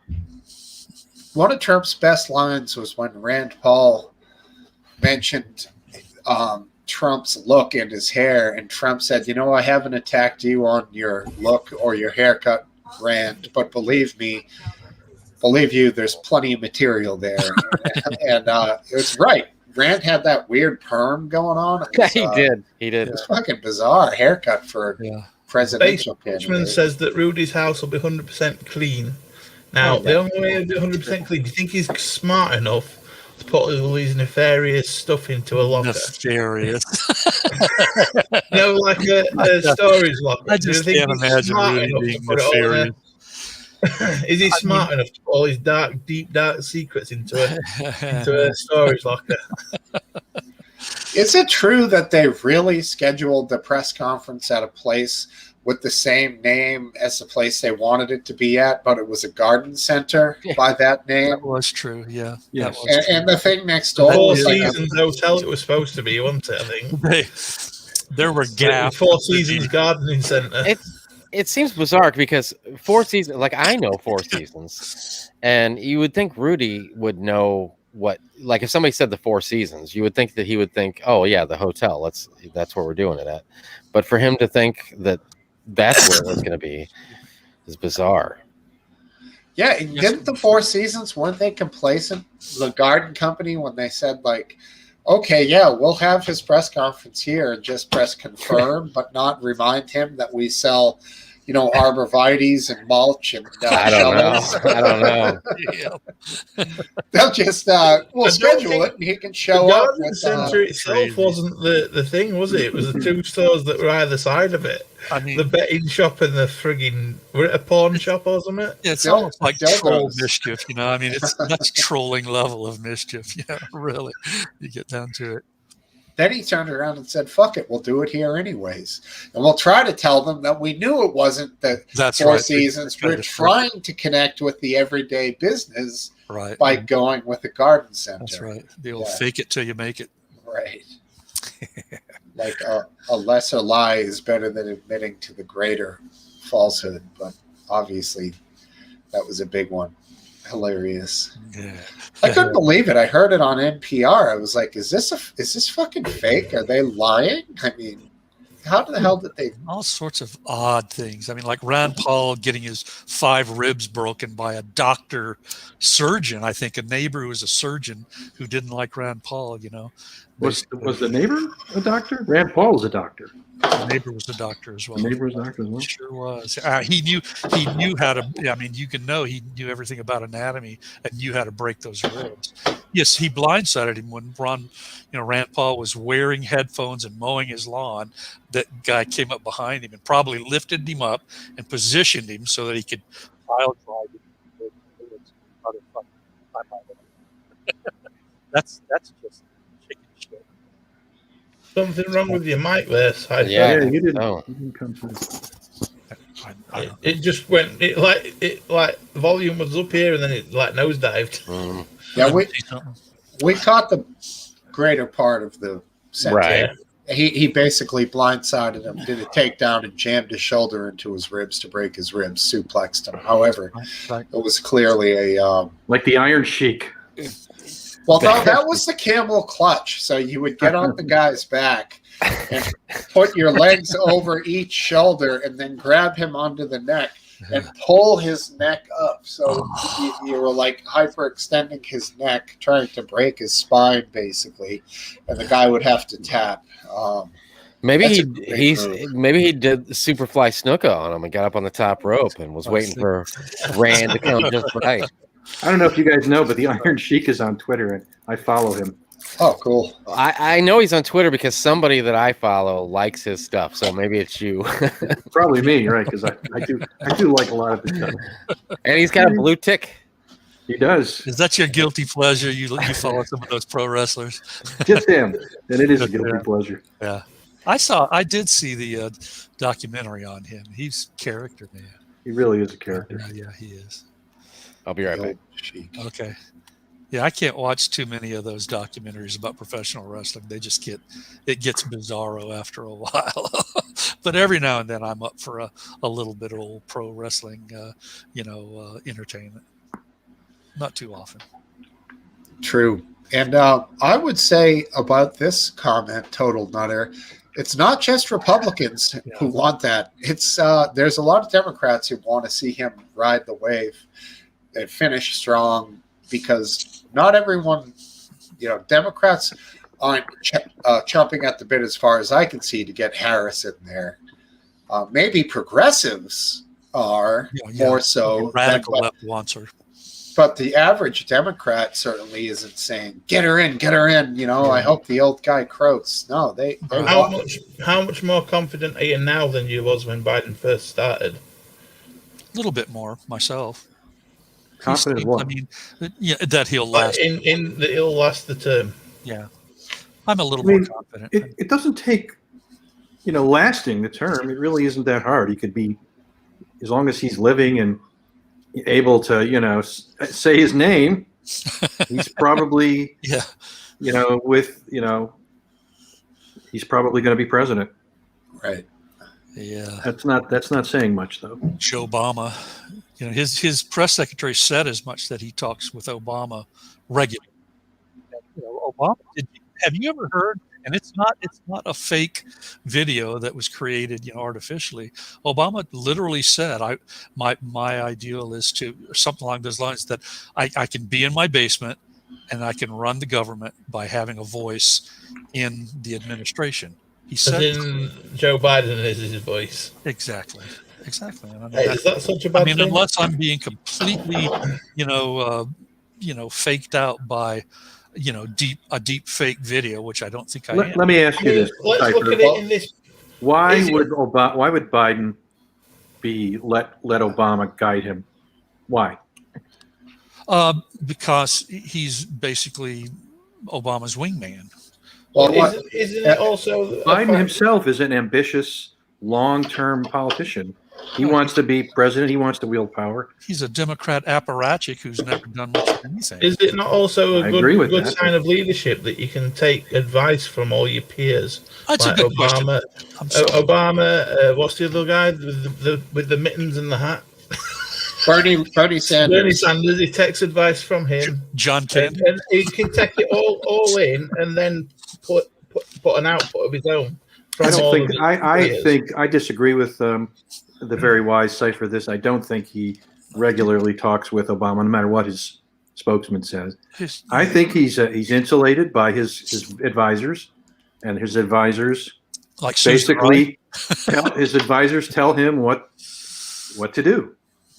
Yeah, but 2 seconds ago, Last Dance, he said Biden is a long-term or career ambitious politician. But then Cipher said he is a long-term politician who hasn't gotten anything done. And then I heard you say down below, well, that's somewhat true. Last Dance has a very good point in saying that Biden does have his own regime. Basically, Biden does have his own administration and regime, and I hope I'm wrong, to be honest, because the whole thought of Obama running a shadow government just pisses me off. In his first 100 days, he had like 80 points that he's trying to do. He's completed 10 or 12. He's enacted most of the rest, and he's only got 3 that he's not enacted yet. And I think he spent about 12 trillion. Gee. He's got a lot more trillions to spend as well, hasn't he? Well, he's proposed a lot of spending. That all has to be passed by both houses of Congress. So, hopefully it won't be, because that's. But if it's infrastructure that he's spending on, doesn't that boost the economy anyway? The real acid test It depends on whether they actually pack the cord. If they pack the cord, then I agree with that as well. But Biscuit Vapes, not all infrastructure is created equal. No, I agree with that. But if you're creating jobs that create more jobs in the future, then surely that's good business.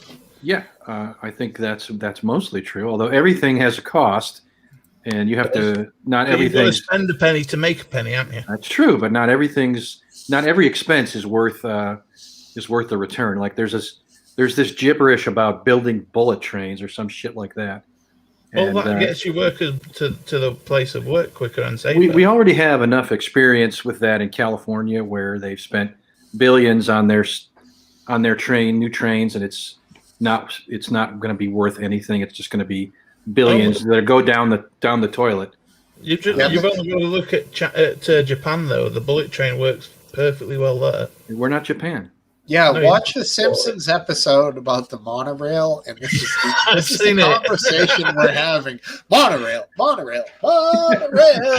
it's a fucking failure. Right. My political party is the Simpsons. In a cartoon. I mean, no, you're I prefer South Park politics instead. Even us in the UK, we're having high-speed rail put in. Not exactly a bullet train, but we're having a fast line that goes straight up the center of Britain. Wow. There's nothing wrong with it, but I think investing like hundreds of billions in this bizarre land technology travel is for the U.S. I don't think it's the right direction. I think the country is large. People like to travel by car. Short distance, like the MBTA or whatever TA that you have where you guys are, is good for locals to get around, to go to work, to get home. But I don't think it needs to be more extensive than that, personally. Maybe the fringe is you have some commuter rails or some commuter boats if you're on the shore, but it doesn't have to be this insane technology. If Elon Musk has anything to say about it, he'll be able to get anywhere in the world in half an hour in the next 10 years. Yeah, a lot of the chatter about fast trains it's mostly wishful thinking. I mean, let me see some data. Things like that are susceptible to Australia in half an hour from America. Like what, with a hypersonic airplane? No, it's not an airplane. It's in a tube. No, it's not even a tube. It's the SpaceX's Starship. You basically take off into space and then land the other side of Earth in half an hour. Well, you can land. Are you going to survive, or is it going to be like a ballistic missile? You just it's still perfecting the landing bit, isn't it? Even more of a reason for me to go with the RV. That sounds terrifying. I think Starship will be safer than your passenger plane in 10 years. Yeah, I know. Well, I would never bet against Elon Musk, but that doesn't mean I'm going to be the first one on. Well, right. No one's saying be the first, because they're going to the moon before we even try that. He's a brilliant guy, that Musk. Brilliant. Yes, he is. And his wonderful contract out of is knocked what's his face from Amazon. He's not Bezos. Bezos's company. He's knocked his company out of the race for the Artemis program. But Bezos is happy to be done, I think. Yeah. Bezos is. Well, Bezos tried asking NASA for too much money. And basically, NASA said, or something like that. Shit, SpaceX offered to do it for like a tenth of the price. Buy a major island somewhere, and just hang out. I mean, so the wife basically was like, "Well, he's okay, but I could get $39 billion if I divorce him." So, see you later. And that's what she got at the payout. So it was like, is any man gonna win against 39 billion? It was a guaranteed payout for her, and she, whether or not they had difficulty or not, she was done. And that's a good point. Yeah, if you disagree with your wife and like your wife wants something, you've got a shitload of money, and she's like, "Look, you give it to me, or I'll fucking take it." yeah, I think he got to keep. At the time, he kept like 100 billion, but since then, till the time he retired, he attained infinitely more wealth. I think after the divorce. After the divorce, I mean, dude, windfall. He's just something else. Now, you got to remember that a lot of that wealth is in the share value of his stock. Yeah. So it's kind of paper wealth. But that stock, it goes the second you put it up for sale. No, I know. It's anytime he wants to turn that paper into real money, he can just do that. So I'm sure he did. He had to have. I mean, I don't think he's liquidated all his money, not all his stock. If he didn't buy a McLaren or a fucking, at least a Lamborghini, he's fucking crazy. Yeah. I mean, that kind of dough, Jesus. Would you even drive your own car? Yeah. Only hypercars or faster if I had that kind of dough. Well, the thing is, for someone like him, his time is so valuable that a helicopter from place to place is the only reasonable alternative for any length. Would you drive distance. Your own helicopter? Oh yeah. No, you pay a pilot. No.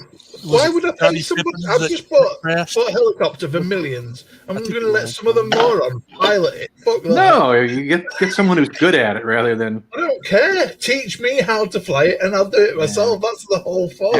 Ask John Denver how that worked out. Being in control is the part of the fun.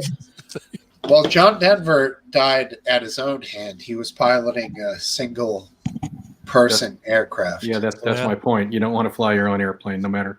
Just because you can afford it doesn't mean you're as good as a real pilot. What I would say to you is ask Kobe Bryant about that. Well, okay, good point. I was thinking Scottie Pippen. I knew I had the name wrong. Yeah, Kobe Bryant. Don't get in the Kobe Bryant helicopter. Yeah, no, that's a good point. Yeah, and don't pressure your pilot to get there. I read the timeline on that. That was a bizarro. That the guy should have never been in the air with the fog in the mountains, and they were just sort of meandering around the mountains in the fog, And apparently, these pilots have a name for that. It's called get there-itis. Oh yeah, it's a fatal disease. Yeah. Yeah, he flew into the ground doing like 120 miles an hour. He had no idea where he was in proximity to the mountain. It's fucking crazy, man. You'd think they could put on radar on the damn things, but I don't know. Oh, they have altimeters. I'll bet he had. Yeah, I was going to say. I'll bet if he looked at his gauges, he would know where he was. He did, but I think they call that fly-by-wire, and he wasn't certified and trained in that, where you can fly without even. They do it. There was a scene in a cheesy Army helicopter movie. I think it was like the newer ones, not the Black Hawks, but whatever the attack helicopter is called. Sikorsky? No, the Army one. I think it Kobe is. Bryant's was Apache. Apache, yeah. So in the Apache movie, they make them fly with the there's like curtains on the inside of the thing, and they're flying by like wire. They're flying by gauges only. So I don't think this pilot had that type of certification, man. He just was, like you guys said, when you taught to fly, you taught to read the gauges to know where you are in the sky, though. Bryant was probably worth the better part of $1 billion, wasn't he? At least, I mean, I'm sure he was worth tens and tens of. I don't think he was worth that much because he would have gotten paid in cash. The sneakers, dude. Kobe's sneakers. Yeah. Contract.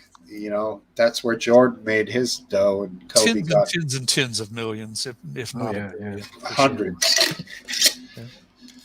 Hundreds. Yeah, but he couldn't get out of his 40s. Couldn't get out of his fate. Yeah.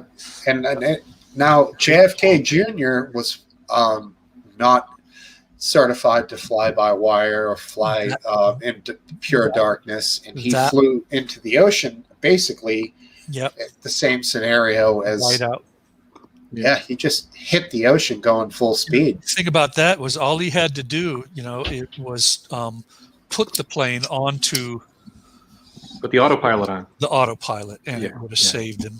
And I've read the timelines on all those aeronautical accidents, the helicopter ones. I think the danger at night is if you're trying to climb over the ocean, you can't see the horizon properly, and you're probably climbing too high, and your plane's just doing this, and you end up hitting the water. That was a shame about. I mean, the JFK clan. That's just a shame. It's too many deaths. I've never felt good about that. I mean, they're very reckless. I don't wish that on anyone, but Teddy's lucky he didn't die with Mary Jo Kopechne driving drunk at 100 miles an hour on a bridge like that. I'd blame it on Marilyn Monroe. It's her fault. It is her fault, man. She's guilty of so much. When she kissed JFK, candle in the wind, and that is all. Once she kissed JFK, he was doomed. That was it. Yeah, but she was. I mean, she was one fine piece of ass. I gotta say. God rest her soul. I mean, she's dead. Beautiful woman, definitely. Yeah. Yep. And happy birthday, Mr. President. That was a bit awkward, being that his wife was there. Is that what the song "Poison" was about from Alice Cooper? I don't know. Is it? Your love is like poison. Yeah, interesting. I don't want to break these chains. You're poison. Yeah. I mean, JFK, very red, blown away. What else do I have to say? How that was from "We Didn't Start the Fire" by Billy Joel. Didn't start the fire. It was only. I can't remember the rest of the lyrics. JFK, blown away. What else do I have to say? Great tune. I remember at the time they were teaching that in history classes in the 90s. Do you guys remember that song? No. 90s, no. It was like a dictation of history from like the 1920s up to the present day. I was busy falling apart in the 1990s. Bacon, Reagan, Palestine, terror on the airlines, Ayatollahs in Iran, Russians in Afghanistan. Oh, yeah. That does sound familiar.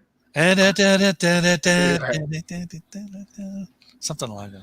I forget how the tune went. It wasn't very good at keeping the memory of what actually happened. What does he say? Bernie Getz. I know he mentions Bernie Getz. Everyone remembers old Bernie Getz from New York City. Yeah, from New York City. Is he still alive? Well, Bernie. He's very old by now. I bet he is. Yeah. Bernard Getz. Yeah. Yeah. He. Have another one. He got like, what is it? 1 year for the illegal weapon, I think. I think so. Yeah. Something like that. Not much, He didn't get much. Yeah. That's one of the reasons the states that have all the carry laws, have less, violent crime against the citizens than the states that, outlaw the guns. Because when they outlaw the guns, it's the outlaws that have the guns. It's just how it works. But in that particular case, as Bernie was very thankful for, Bernard, he was the only one that had the gun.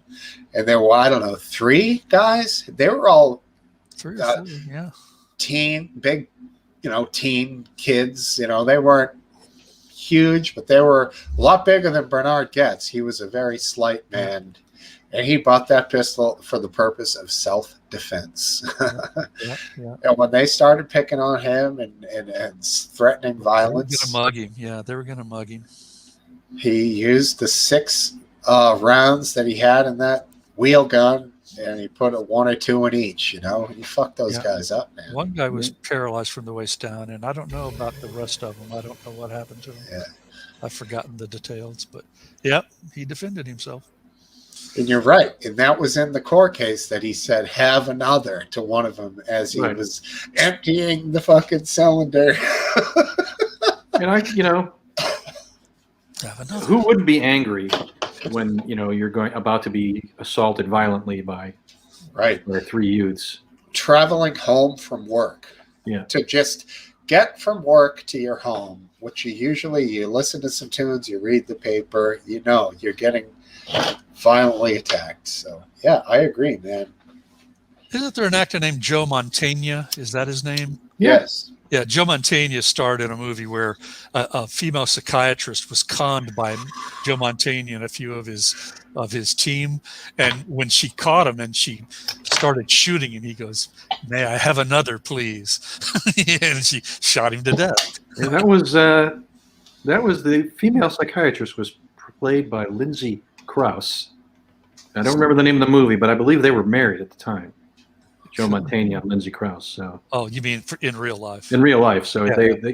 I'm sure they had some real hate to project onto the screen. had a psychiatrist, run interference on the movie set. Have another one. Have another. Cut. Like what you said last night. Have another one. No, we're cut now. I'll be right back. Gonna feed the cats. Go for it, man. No problem. Yeah, if that had happened now, there would be quite a different reaction, I would say, from the general public. I think so, but we had something slightly similar. It wasn't identical. It happened in Florida. The kid got some Skittles, remember, and he got in Zimmerman. Yeah, well, crap. What you're talking about is Zimmerman was like the neighborhood watch case. Yeah, or self-appointed neighborhood watch. Whatever he was. Yeah, he was armed, and the kid was not armed, and he said they said the kid attacked him, and he shot him to death. Right, Trayvon Martin. Trayvon Martin, that's right. Recently, there was the case of the 13-year-old girl with the apparently knife in this position right here with her arm stretched out like this. In that direction at about 80-degree, 90-degree angle was an officer coming towards her as she was going in this motion. Yeah, he shot her, I want to say 4 or 5 times, maybe 3 times. I think it was 4. I think she was 16. No, 13. She was 13? Okay. No, she was 14. Are you sure about that? Mm-hmm. Okay, he's All right. looking it up. Now I'm going to look it up. So, I see that, and I think that officer. Biscuit, you want to try it? You want to go for 15? We all got. I thought it was 16. To be fair, 13. 13. I say 14. What did I you say? say Last name? I think it was 16. 16 was my number. 13. What city was 16, it? I'm sure. What city was it? Knife. It was Columbus, Ohio. Oh. 16-year-old. Told you. Makia Bryant, 16. Oh, wait a That's second. right. That's right. Yeah. 16. That seems to be the consensus. I'm not saying she deserved it, but that cop had no choice. No, she did not deserve it because she didn't probably know what was happening. Yeah, but the cop didn't deserve it either. The cop did what he had to do. The cop did exactly what he was trained to do and what is his legal obligation to what he perceives as the innocent person in that split second. He perceived the person who was about to receive the stab as the innocent person. So he killed the aggressor. And it is I'm talking half a second, so fast. And she was going to stab that other girl. She was in any police officer in that situation probably wouldn't have even thought that fast. That copper had to think fast enough to save the other girl. Copper. That's awesome. That's a nice horse you got there, Aphid Lip. I know. It looks huge. So, Aphid, what do you think? Let's just get a quick opinion from you on that shooting. Are you familiar with it? Yeah, she deserved it. I mean, she Well, didn't not deserve deserved it. Yeah, It that's the wrong word to use. He was warranted in shooting. Whether looking at the whole situation, being in I'm not saying I've been in a similar situation, but being a kid where there is weapons and stuff, I don't know that she was gonna stab that girl. She might have just been using that to get an upper hand on beating her ass. I don't know. I mean, because obviously the fight had been going on for a long time. I don't think anybody had any stab wounds, did they? Yes, the girl they that did? fell. The girl that fell on the ground in front of the cameraman was stabbed, not fatally. Like severely? Was she stabbed or was she sliced? She was. The knife had cut her somehow. I don't know whether it had penetrated all the way, but. Well, what I'm saying is, I don't know if that cop wouldn't have been there, if she would have killed that girl. And on top of that, I don't know, in the intense situation that chick had that knife and was going at that girl, I don't know if she was fully aware that cop was there either. Yeah, but even still, as a kid, dude, I always carried a knife. I, even in fights, didn't pull the thing out. I mean, wasn't the purpose for me carrying a knife. Yeah, I hear what you're saying, Aphid. We can't really read the dead girl's mind. I mean, Dogtown skateboard knife right here. It looks like a skateboard. It's awesome. I think your hammock needs a bit of a retension in there. Yeah, I know, but I figured if because I got several settings I can put it on. This setting, I can easily reach over here and set my beer on the ground. So I was like, you know what? I'm going with the low setting. And it's also easy to get out, I'm guessing. Oh, yeah. Yeah, we probably won't get the treat of seeing him try to get in and out of that thing. Oh, I'm not shy. Oh, that looks comfy. I'll fall my ass in front of you guys. I don't care. You have, man, that looks like real wildlife country out there. It's nice. The hostas are all coming in. Do you have you can see some white flowers on these azaleas right here. They're right here. My azaleas are in glorious bloom right now. Are they? Yeah, we just noticed these just as I was hanging up the hammock. Mrs. Aphid Lip was like, "Oh, look, the azaleas." And then we got in the woods here, we got a lot of natural honeysuckle, and it's like you could go over there and pull the little thing and get a little honey off. The only natural stuff I've got in my backyard is a blackberry bush. Very nice. Do you get blackberries off of it? Yeah, but it's also a bit of a nightmare because it's like it doubles in size every year. It's cool. A lot of blackberries. Yeah, but it's not good because it's full of spikes and it's nasty. Yeah, blackberries are. I don't know how animals can eat the blackberries without getting stabbed to death by the thorns. Well, there is a worse plant in New Zealand, I think. It's like a tree with like 6-inch spikes that come off it, but the fruit are just inside, and certain monkeys just get them without getting spiked. New Zealand monkeys, huh? Nice. Is it New Zealand? It's not New Zealand, is it? It's New Guinea, I think. No, not New Guinea. That I believe, not New Zealand. New Delhi? No, they did a what do you call it? A cartoon with a giraffe and a lion and a zebra. Madagascar? Madagascar, that's it. It's in Madagascar. There you go. Very nice. I know those kids' cartoon movies. Well, between the whole group of us, we got one brain, I think. Yep. Madagascar, good movie. Very good. A lot of great wildlife. Good birds. Very cool. It was fun. Oh, that reminds me, Smokesteve. I was wondering, are you do you have an interest in bats, or do you turn your nose up at them because they are not technically a bird? They're not birds. Lesser, but still a lot of interest. Oh, cool. We got bats back here. In fact, depending on how long we stay here, I don't know. Do you ever throw rocks way up in the air and see? Hell yeah, we do. Hell yeah, we used to go. They go back after in Oh yeah, back in the 90s. Well, when me and Smokesteve were graduating high school, we did a lot of hacky sack, and I'm sure with the fish and Smokesteve's buddies that he might have or might not have known that had the ice cream store.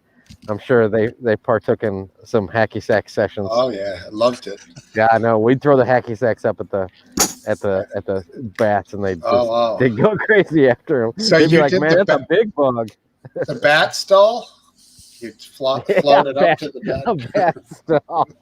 I used to that do would that. be the Dinner move fun. of the They sound like world. bombers coming down, man. They go. That's cool. They are. That's cool. I had bat stall. That's awesome. I had 2 stalls that were my thing on hacky sack. I would stall it on my lap and then jump up and catch it on my ankle and then try to kick it up from there. That was the double stall. That would be the epic. And then everyone would say, save your tricks for home, bro. Let's just hacky. Because no one wanted to see you doing all these acrobatic stalls. It was just kick it to me, man. Just kick it to me. So the only one I could ever do was I'd stall it on my foot and then sling it up in the air and put my foot all the way around it and then catch it back on my foot. You mean on the top where your toes are? Yeah, I always had Vans. Well, I still do. That's all I ever wear is Vans. That's a slick stall because it looks like you're going to kick it, but you stop it. You hold it. So it's like this. Right. Then you go, whoosh. Exactly. Yeah, that's cool, man. I loved hacky. It was, man. Having a hacky sack, you'd find some new place. Somebody'd be like, man, I found a new place we could hacky sack, dude. And you go there and there'd be a light and it'd be in a gazebo by a lake or something. And you'd be like, man, this is the best. And we'd sit there for an hour or two and play hacky sack. Exactly. Yep. The good old days. Hell yeah. Hacking.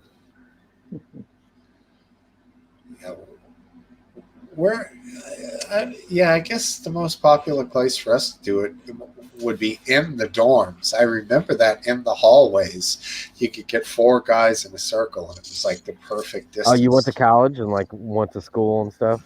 In the dorms, yeah. I didn't make it through. I had a little too much fun, but I lived at home. I lived at home till I got married, and all my friends, some of them moved away, to go to college or whatever. And then, there was a handful of them that got apartments, and everybody would hang out at those 2 or 3 friends that, got the apartment, and just go through the 2 or 3 friends each night. Be like, okay, whose house we're going to crash tonight? Oh yeah. And back in those days, that's when I kind of discovered the balance board and the voodoo board and all these Rolo board things. Do you guys ever get into any of those boards that have a roller under the middle? Yeah, I know what the balance board is, but the other things you mentioned, I have no idea what you're talking about. Yeah. I got pretty good. Oh, I still have... No. It's like a piece of wood, but it's got kind of like a built-in track on the bottom of it that accepts one wheel. And you get on top of it, and you got to balance your weight, and you can get the wheel to go from one side basically to the other. Oh, okay. Yeah, goofy thing. I could do I can still do a shove it, and sometimes a 360 shove it, which is really hard. And I could ollie up onto the couch and nice, dude. Back onto the wheel. It's pretty dumb, dude. My daughter once had a skateboard that had a slalom setup for wheels. It was like a semicircle rail with wheels all around that semicircle underboard. Oh, I know what you're talking about. I know what you're talking about. So you could slalom it. Yeah, I know exactly what you're talking about. Happy Sacks game. That's funny, Cup of Tea. I think maybe did Cuppy get the name wrong in trying to bust your balls, Happy Sacks? Or is he just saying Happy Sacks because he means nuts? I don't know. You never know with him. So man, I think you always know with him. It's not gay if you grew up with the guy. Right. Is that on the list too? It's hacky, by the way, Cup, in case it was a misunderstanding. Maybe they didn't have hacky sacks over there in Great Britain. Maybe they have happy sacks. That might have been, what they call it. Biscuit Vapes, you know what I'm talking about when I say a hacky sack? I don't think we call it a hacky sack here. I think it's It's A like little square pillow with beans in it. Yeah. Yeah, it's that's not really it. square. Well, kind of square, I guess. More like a We call them soft bean bags. soccer ball. Beanbag. Beanbag. Yeah, that's what we're talking about. Yeah. The beanbag is the item. The game is called hacky sack. At least it is here. It's a tight ball though. It's not like a soft bag per se. It's There more are like no rules. Total utter nothing. We didn't have a name for a game playing with it. We just called it playing with the beanbag. And we would take some of the beads because they had those plastic silicone beads inside of them, and you take some of them out so it'd be more soft and it'd stall easier. You know, because if it was too full, it wouldn't stall on your foot. Now I think about it, it's a bit close to flicking the bean, isn't it? Yeah. Well, like if you and your buddies were drinking and hanging out and it was like a nice day, would you be more likely to be outside kicking around a soccer ball or with each other dribbling like a hacky sack? Definitely a hacky sack. Never a soccer ball. Like how Gotta about get back to flicking the bean, you know. Biscuit? How about you? Would you be flicking around a soccer ball, like dribbling it with other dudes, or more of this hacky? Not me personally. Take I was that first step. I liked basketball more. Basketball, interesting. Mm-hmm. Did you get the dribble for it? Like field hockey when I was younger. Do you jump for it my now? most favorite thing to do is do you Jones for the basketball now? Get the basketball Jones. It was just something fun to do while I was at school. Basketball Jones. The best thing I ever did at school for PE and whatnot was gymnastics on the trampoline. Believe it or not. No, I don't believe that. Yeah, no, gymnastics is actually. I think it might even be an Olympic sport. More like a shot putter to me, Biscuit Babes. Gymnastics on the trampoline. I used to love doing somersaults and all sorts on the trampoline, doing full pikes and. Yeah. I used to be very good at doing the full splits in midair. I do believe you. You said you were proper height weight and you were strong when you were young. You know. I was very flexible, even though I was always big. Any of you guys watch the Stern DoTube, little video clip collections? Howard? No, Stern DoTube, on YouTube. No, never heard of it. Nobody? Because I think I'm going to be on there in a week or two. Interviewed? No, a clip, a funny video clip where I did the Chariots of Fire theme song. Oh yeah, sure. I did a video that I put up on LiveLeak, and one of the parts of the video was me weighing about 270 pounds with these grossly flaccid tits, man tits, flapping. And I did it in slow motion. I slowed it down to ultra slow motion and played the Chariots of Fire theme song. And it was part of a much longer, like 20-minute video that I've deleted my LiveLeak account now, so you can't see it there. But I went ahead and, I looked at how you do submissions. How about Memer Man? Anybody watch Memer Man videos? No? You don't Never. Watch meme collections? It's meme collections and such. But anyway, Stern DoTube it's different than memes. It's more like interesting, very short clips that are cobbled together to make anywhere from 10 to 15-minute videos, and then they do the best of the best, and they make hour-long videos, and they'll keep a man or a woman entertained for the full time. I love them. They're just like video crack to me. I love them, and so I wanted I've done enough interesting stuff in my video exploits that I figured I'd try to get on there, and so I emailed a video about a 30 megabyte video of this silly Chariots of Fire, running.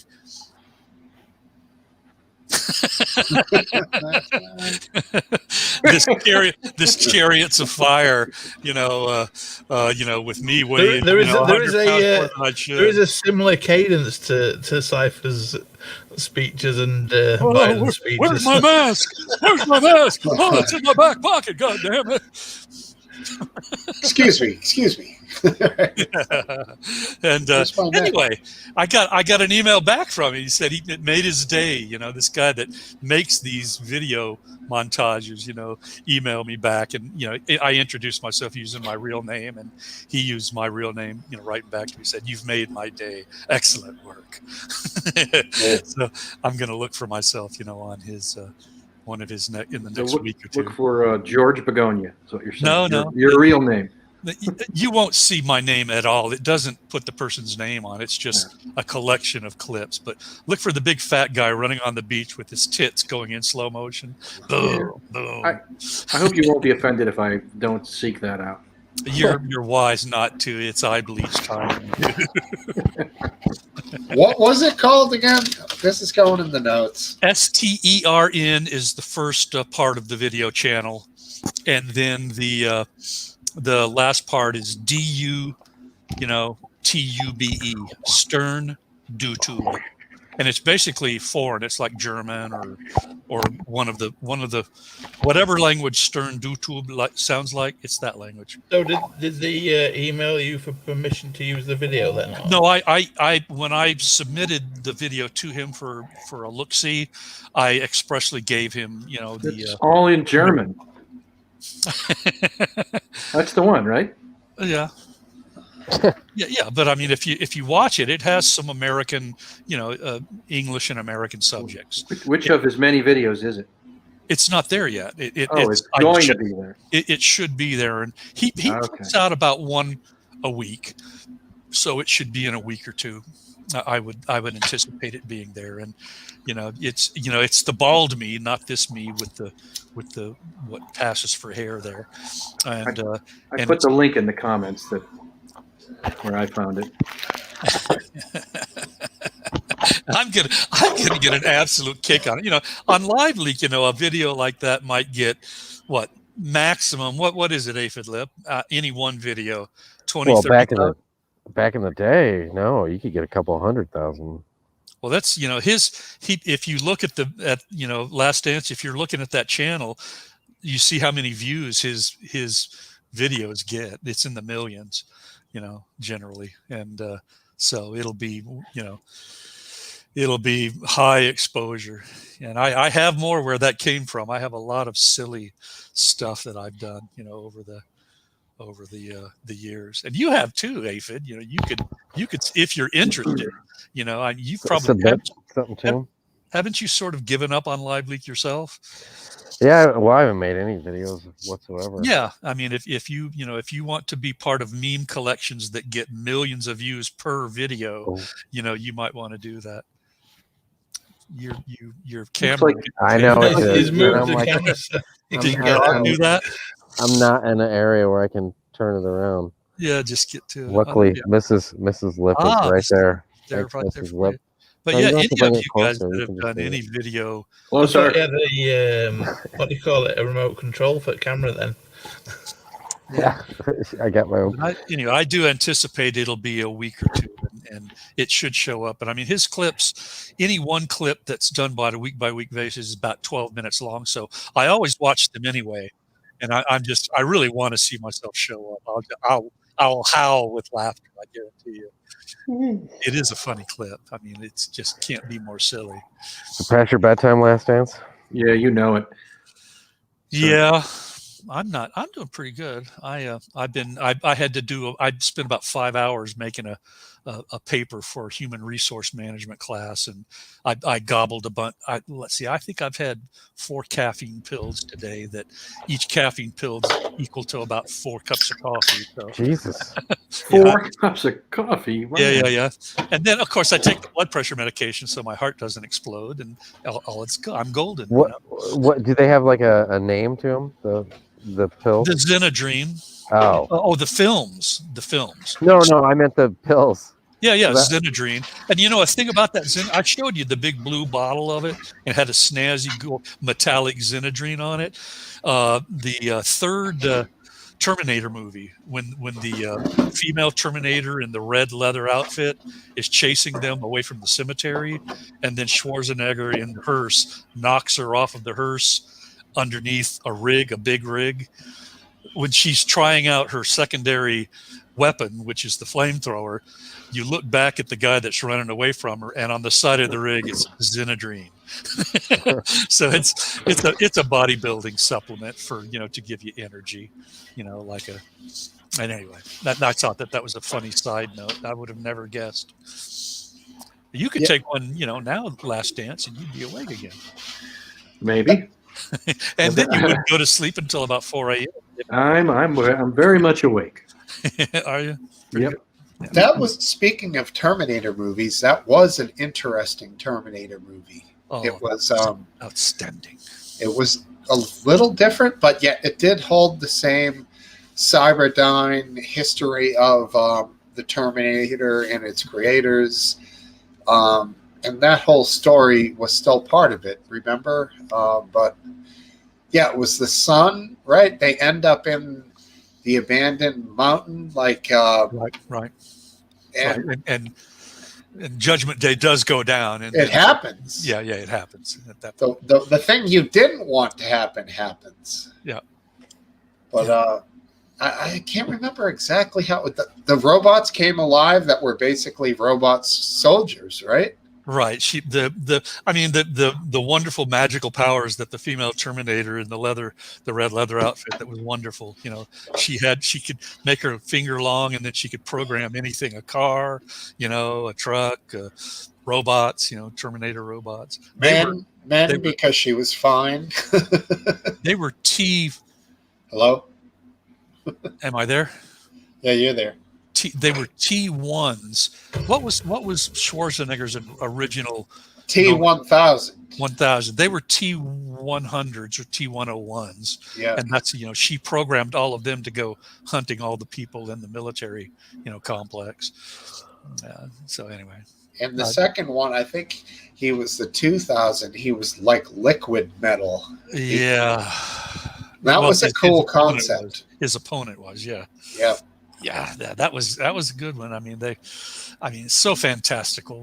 But hey, special effects were coming into the. I think we've talked about it before, but the part when I can't remember the woman's name, whatever her name was.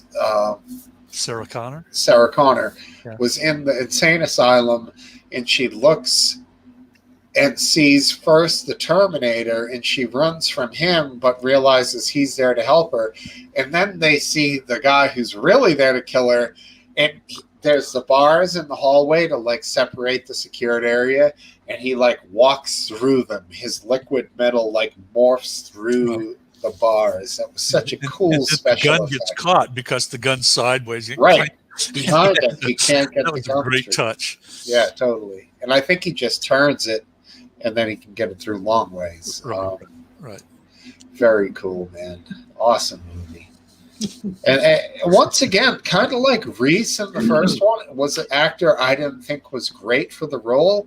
But that guy, that skinny, weird cop with this, the hair pulled back and the tight face, like he worked as the better Terminator, because I don't know, he was very robotic. It worked fine for me, Yeah. That's the lead singer of Faith No More's brother. No kidding, huh? Michael Patton's brother. Oh, Jack Patton? Is that his name? I don't know. I just made that up.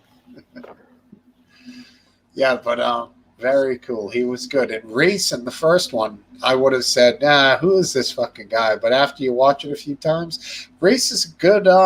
He's a good guy to go against the Terminator. Yeah, he was in Aliens too. Yeah, he was. Yeah. He was good. He played a good, middling level soldier. He was a good soldier. And when he's talking about the revolution and like we were there, Sarah, and like, yeah, it brings you to the future. It was a cool concept, man. I would say, in my opinion, maybe the Terminator is top 3 sci-fi all-time movies. Yeah. Star Wars, of course. Yeah.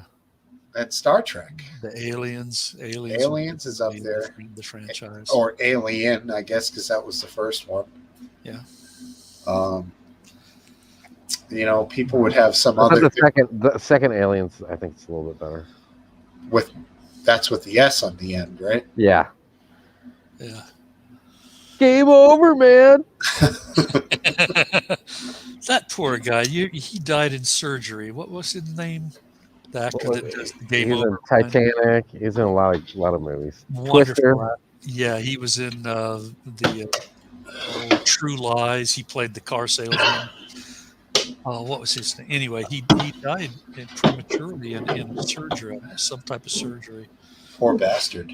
Yeah, that sucked because he was great. Every character he played, he brought real, Memes. He was a meme man. Now that Game Over Man and all of his he wasn't ever the head guy in charge, but he was there. He was present in the movie. I should know his name. I'm a fan of his. I mean, was a fan of his, and I've forgotten his name.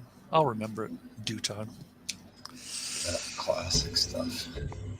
And of course, Terminator 1, I think a game changer when it comes to science fiction movies. Blockbuster, when it came out, early 80s. Yeah.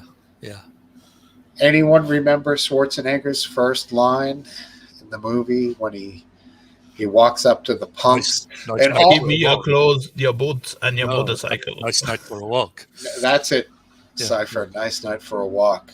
I only know I saw it within the last couple of weeks. And those guys all became pretty big actors. I think one of them was the husband in Big Love, Bill something. Bill Paxton. That's the guy's name, isn't it? Who I'm thinking of. Wasn't one of them a bad guy in Divergent? In real life. What? Yeah, all those guys that were those punks became famous actors in that the punk scene at the beginning that was like 2 minutes long. Yeah. They put in their supporting actor time, bit actor, supporting actor, and then they became names. Yeah, nice night for a walk, one of them says. And then Arnold repeats it and with the Austrian accent. And nobody questions the fact that a robot from the future has an Austrian accent. Obviously, it doesn't make any fucking sense. He's had so many brilliant lines. Yeah. Fun lines. Yeah, in the second one, I watch the scene still to this day. It's the bar scene when he walks in naked in Terminator 2. And he says to the guy... You like seeing his bare ass?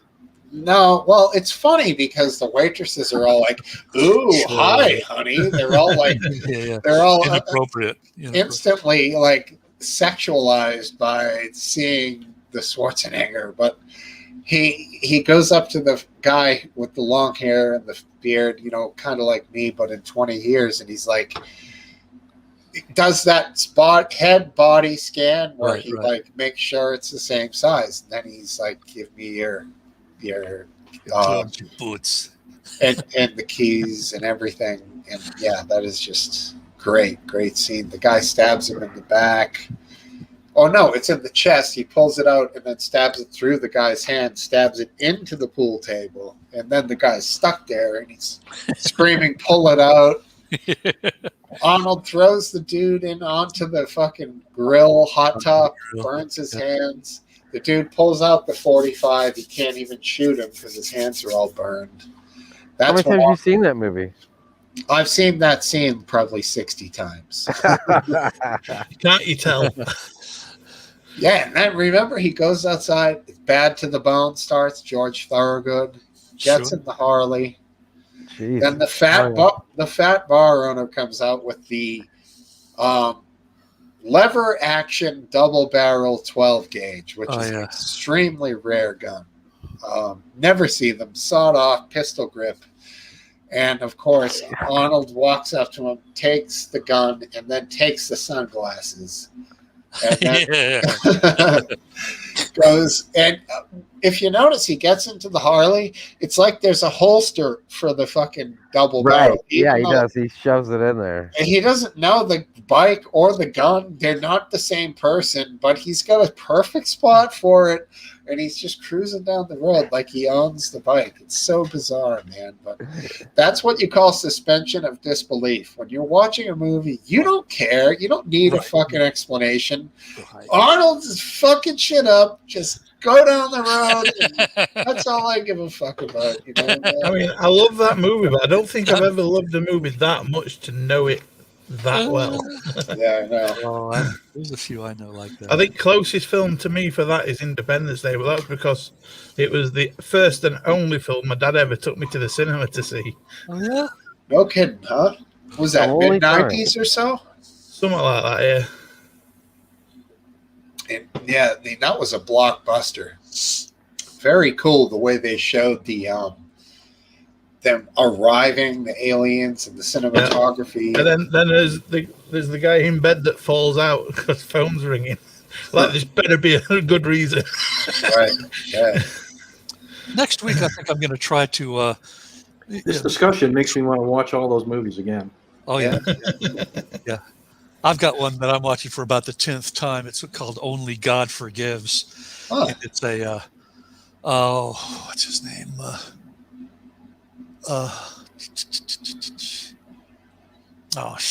Gosling, Ryan Gosling movie. It's set in Thailand, and you can't see it except on. If you go to Amazon Prime, you have to, you can do a 7-day free trial to Bimmy. Let me back up. Vimeo? Hugo. Hoodoo. Humbo. Close. Hulu? All of those are close. I'll tell you in a second. Can't get I've Hulu actually in got UK. it. I've got it ready to go here. I have another band movie I want to talk about because Mubi, M-U-B-I, Mubi. It's on Mubi. Oh, really? Okay, I'm sorry. I interrupted you, Smokesteve. no, it's okay. I'm writing it down even though I'm going to talk about it. Did anyone see the fucking banned James Franco movie about the dictator in Korea? Was that anybody? No. The You film mean that the dictator, the one Where with Seth Rogen Seth one kills Rogen. him? Seth Rogen. pissed off Kim Jong Il, right? That one. Yeah. Kim Right. Jong-un. Yeah, that was fun. No, I Oh, never you saw mean it. banned as in like not allowed to be seen? Well, it was banned because it wasn't released in the theaters. Right. It's I'm sure it's available on Korean- Netflix or on Amazon. Yeah, but I don't watch movies, so did anyone else see it? Yeah, I've seen it. saw Yeah, I've seen. I don't think I've seen the whole thing. It's but- fun. It- I mean, it's- it's a it's- low-value it's- production movie. Yeah, but it's funny. It is. They portrayed Kim Jong Il as like a gay. I really do have a butthole. Yeah. And what's it like? Katy Perry chuffing. What's the song? Firework is his favorite song. It's Kim Jong Un. I keep forgetting. I get the Kims confused. Yeah. Yeah. Baby, you're a firework. While they're driving tank that chuffing field. Yeah, I never saw it. I mean, I guess it's not groundbreaking. So I'm trying to remember the name of it, and I can't. The Interview. The Interview, exactly. That's Steph's character's chuffing going to retrieve the deadly poison in like a bullet-shaped device that he's got to shove up his rectum that's absolutely huge and covered in spikes. It unnecessarily covered in knobs and spikes that they knew he had to shove up his rectum. yeah, there was an old James Bond movie about there was like an umbrella with a tiny pellet of poison. If the assassin stabbed him with. From Russia with Love, the lady that was trying to kick him with the. Is that what it was? When there was a lot of figure skating, I think it was not the first one, the second one, maybe the third one. From Russia with Love. Roger Moore, a lot of figure skating. He bangs the figure skater, maybe rapes her. I'm not sure. Jesus, watch out for that snake. Oh, it's just his tail. James Connery did the. You mean Sean Connery? John Connery, yeah. Did the first 3 or 4 all the way up to. He did Dr. No, From Russia with Love, Thunderball. And Golden, not Golden Eye. Golden Rod. Golden Eye was Goldfinger. Golden Eye was Pierce Brosnan. No, Goldfinger. Yeah, Goldfinger. Yeah, was Goldfinger. Yeah, that was the third one, and then Thunderball was the fourth one. I'm thinking of Roger Moore. I was brought up with the Pierce Brosnan era, so that was probably my favorite Bond. He sucked. Yeah, he did. You guys think that because you're old. I was brought up with No, that James Bond. That's right. I saw his were released when I was in my formative years, maybe. Exactly. I was still a kid, and he was my Bond. I grew up with Pierce Brosnan. He was. I mean, the new guy is awesome. I like the white guy at least. I don't know the newest new guy, but what's the new white guy? Daniel Craig. Yeah, he's good, man. I think he's a good one.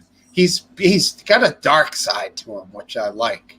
You know, I don't want my James Bond out there being all happy and shit. I want to be like a dark fucking killer. You know what I'm saying? All the best car chases and visual scenes were in the Pierce Brosnan movies. What was the one? A Look to a Kill? What? Maybe. With I think it was View to a Kill. Yeah. View to a Kill. It was Grace Jones, I think, was in it. Or Grace Jones. Now there's a character. she was something, huh? Yeah. Or Tina Turner. Tina Turner, great legs. Yeah. Who said it to her? Not Prince Charles, was it? One of the princes. Great legs, Tina. Huh. Might have They been. were probably Prince Philip. Yeah, that's not probably. He was the lewd one, the Queen's husband. You know, I heard an interesting story about him after he recently passed. Yeah. That after JFK was assassinated, which we spoke briefly about earlier, there was a gathering of all the world leaders, and with Jackie Onassis Kennedy, whatever Jackie Kennedy at the time, and there was just a period of time when they were all basically consoling her, and she didn't have time to be with her kids, and she went into the area where the kids were, and Prince Charles was in there playing with John Jr. and having a grand old time playing with the kids. And You mean Prince Philip? I'm sorry, yeah, Prince Philip was playing with John Jr. and all the children that were there, just because I don't know, maybe he thought the kids needed some company and probably didn't want to be around any of the stuffy adults, you know. Which, Yeah, he didn't like all that crap. He wanted to be. He actually wanted to be in his military unit when he was younger. I thought that was kind of a cool thing to hear her talk about him. You know, when just the guy. He was obviously second fiddle, like one is second fiddle as much as you could ever be to the Queen of England. Well, he wasn't actually royal, was he? He was just married to the Queen, that's all. Right. But still, and also according to you, Biscuit, a cool guy. He was well liked. Yeah, very well liked, yeah. You know, very well respected. He was a royal. I caught some busting of chops of him here and there on the internet. People took mess out of his being not pervy, but a bit lewd in his conversation. I mean, I guess we came to find out that George Bush Sr. might have been a little bit grabby at the end, a little love pats and grabs here and there. But I mean, once a guy is president and a war hero and stuff, and he's like 90, maybe he grabs a little ass. What are you going to do? I don't know. But if I make it to 90, can I use that quote to do that? Get permission to do that? Make a run at it, man. Let me know how it goes. What's the worst they can do to me? Cancel me? I'm not. Just claim senileness. Senility? Is that what you're trying to say? Senility, whatever you call it. Dementia? Dementia. Blame it on dementia. I thought you was my wife. I don't have a wife. See, I'm demented. Wow, we have somebody from Twitch who appears to be like spam. Holy crap! Yeah, I've never seen that. I got spam. I noticed that. Where are you looking at that? Don't click on the spam. I'm gonna guess. Oh, I see. Yeah. That might be a nefarious link. So I'm going to say, don't click Go on ahead. it. Maybe I should try to take it down. But if I inadvertently click on it, I'm screwed. So this is like no, I can't take it down. All right, Isn't there so like a no button? Okay, well, just don't click on it. no, because I think I have to be on the YouTube. I'm on the YouTube side now. Oh, okay. See everything now. Everything's going whack job. Oh, So they don't even you don't even see it in the YouTube chat. No, I see it on my chat here, but when I say like English bottle cap, I can go up and immediately make the comment disappear. But because that's a Twitch chat, that icon that says remove comment doesn't come up for some reason. Yeah. Well, But I have both the private chat up on YouTube and the actual chat window that everybody sees. So I have a double copy. Right. I've And you only can, got the I didn't see him YouTube on the chat. private chat. you can see it in the private chat, but you can't see it in the YouTube. This is the chat that everybody else sees on YouTube. See, I see it on mine because I get the Twitch and the YouTube on mine. Yeah, And the comments. Well, the private's on the side. Let's see what we got in private here. regardless, it's Just sort of last day, I'm Is trying it to in scam private? us. I come here Yeah. to do that. CK Nico 28055. Yeah, CK Nico 28055. That's pretty lame. I mean, I You want can to listen. be famous, though. I mean, you Well, guys that's need true, to just everybody. back off. It is. I mean, we It's, should all want to be famous. It's a link shortener with a .ru suffix, a Russian suffix. This could be Definitely don't click on that. You don't want to touch that one. This Yeah, could be an let's- opportunity of a lifetime. It could Let's be. just have a look-see here at the relaxation zone. That's right. Yeah. Made in Oh. the shade or made in the Cheers. sun. Cheers, Wow. boys. Look at that variegated hosta in the background. That thing I mean, is is it beautiful. hot where you're at? Are you in the shade or is it cool? The sun's period? going down. It's probably 72 degrees. Oh, well, yeah, that's Oh, perfect. nice. Look at that that conversation table out back there for That's a really nice Yeah, hammock. and Yeah. that's where he plays chess too. That's and- not the kind of hammock. That's it. You can see the. Do You can see you know, the. do you even know how lucky you are, Aphid? We've got parks that are shittier than that. That's the. I got a huge fire pit that's right off camera, right there. oh, Yeah, nice, well, too man. cool. It's beautiful. Very nice. It's Very good. nice. Aphid MFer. Yeah. Okay. Our There's- parks don't even look that good. Oh, You know, guys- isn't it you've got funny? great parks.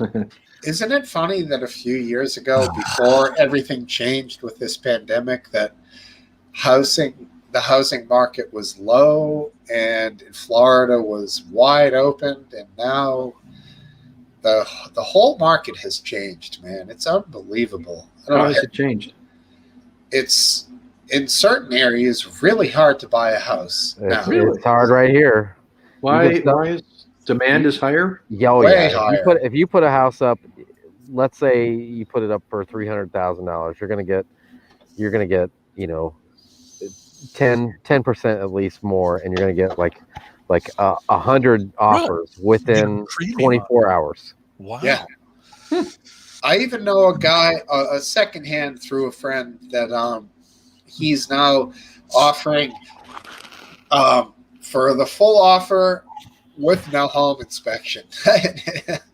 That's like his ploy to get a house. That if he doesn't have a home inspector, that he's that's going to be the selling point. But what he's doing is he's touring around and bringing a buddy who knows everything about homes, and the guy's doing like an inadvertent home inspection as they do the walkthrough. you Okay.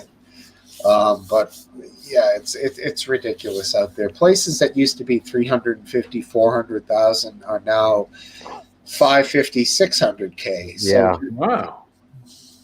so the people When did who that happen? the people who made Since COVID.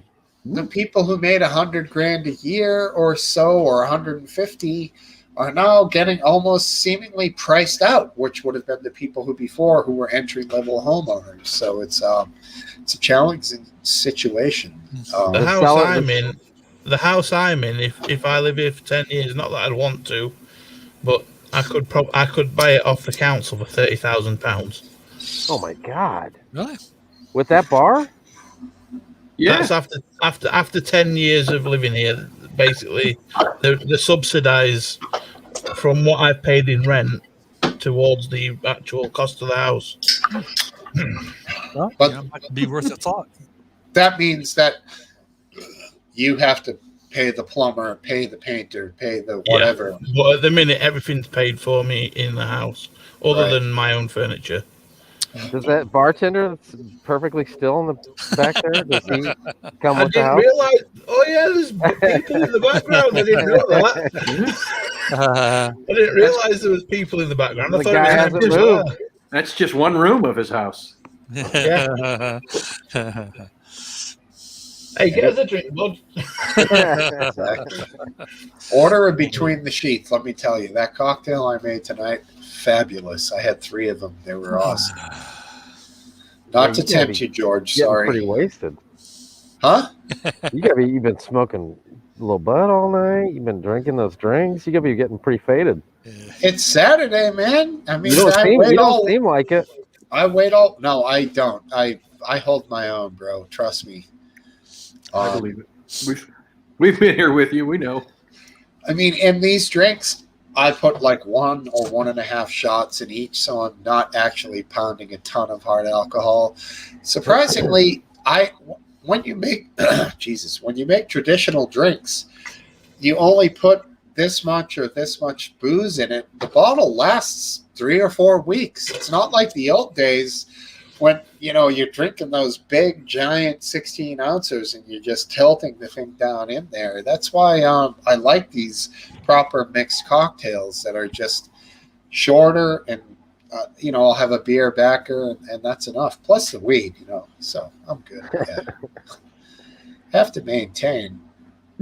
It's been a good show though. I do enjoy this. Thank you guys.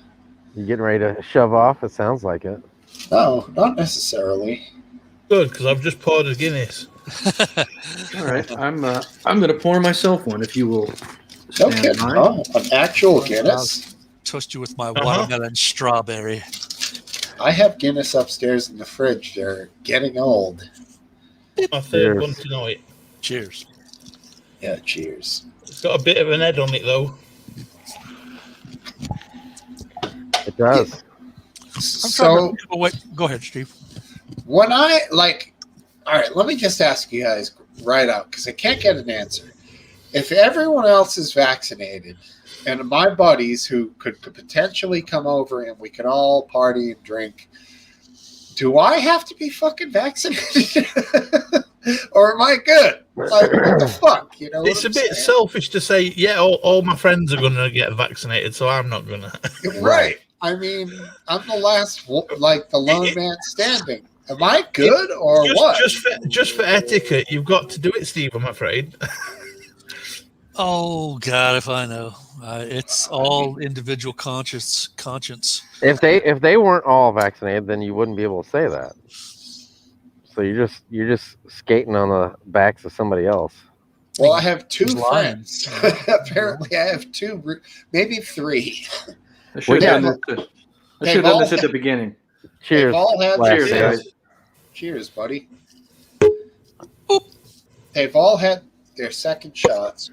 We're getting ready to do our float trip again, and I got some friends that have been texting me, and they're coming in from out of town, and they're like, we haven't been there. So it's been over a year, and I got another friend that's wanting to go out to dinners again, and everybody's pretty much I can only think of one friend that is not going to get vaccinated. He's like a real staunch kind of Republican type of guy.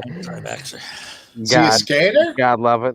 He was back in the, when we were teenagers, and he hasn't been ever since. So is he like, fuck you, I can kickflip, but I don't agree with Well, I don't freedom of have, choice. I don't have conversations like I have with you guys with my friends because I don't want to have an uncomfortable situation. I want to talk about, good times and And we don't stuff like we you. did, We're and not your friends.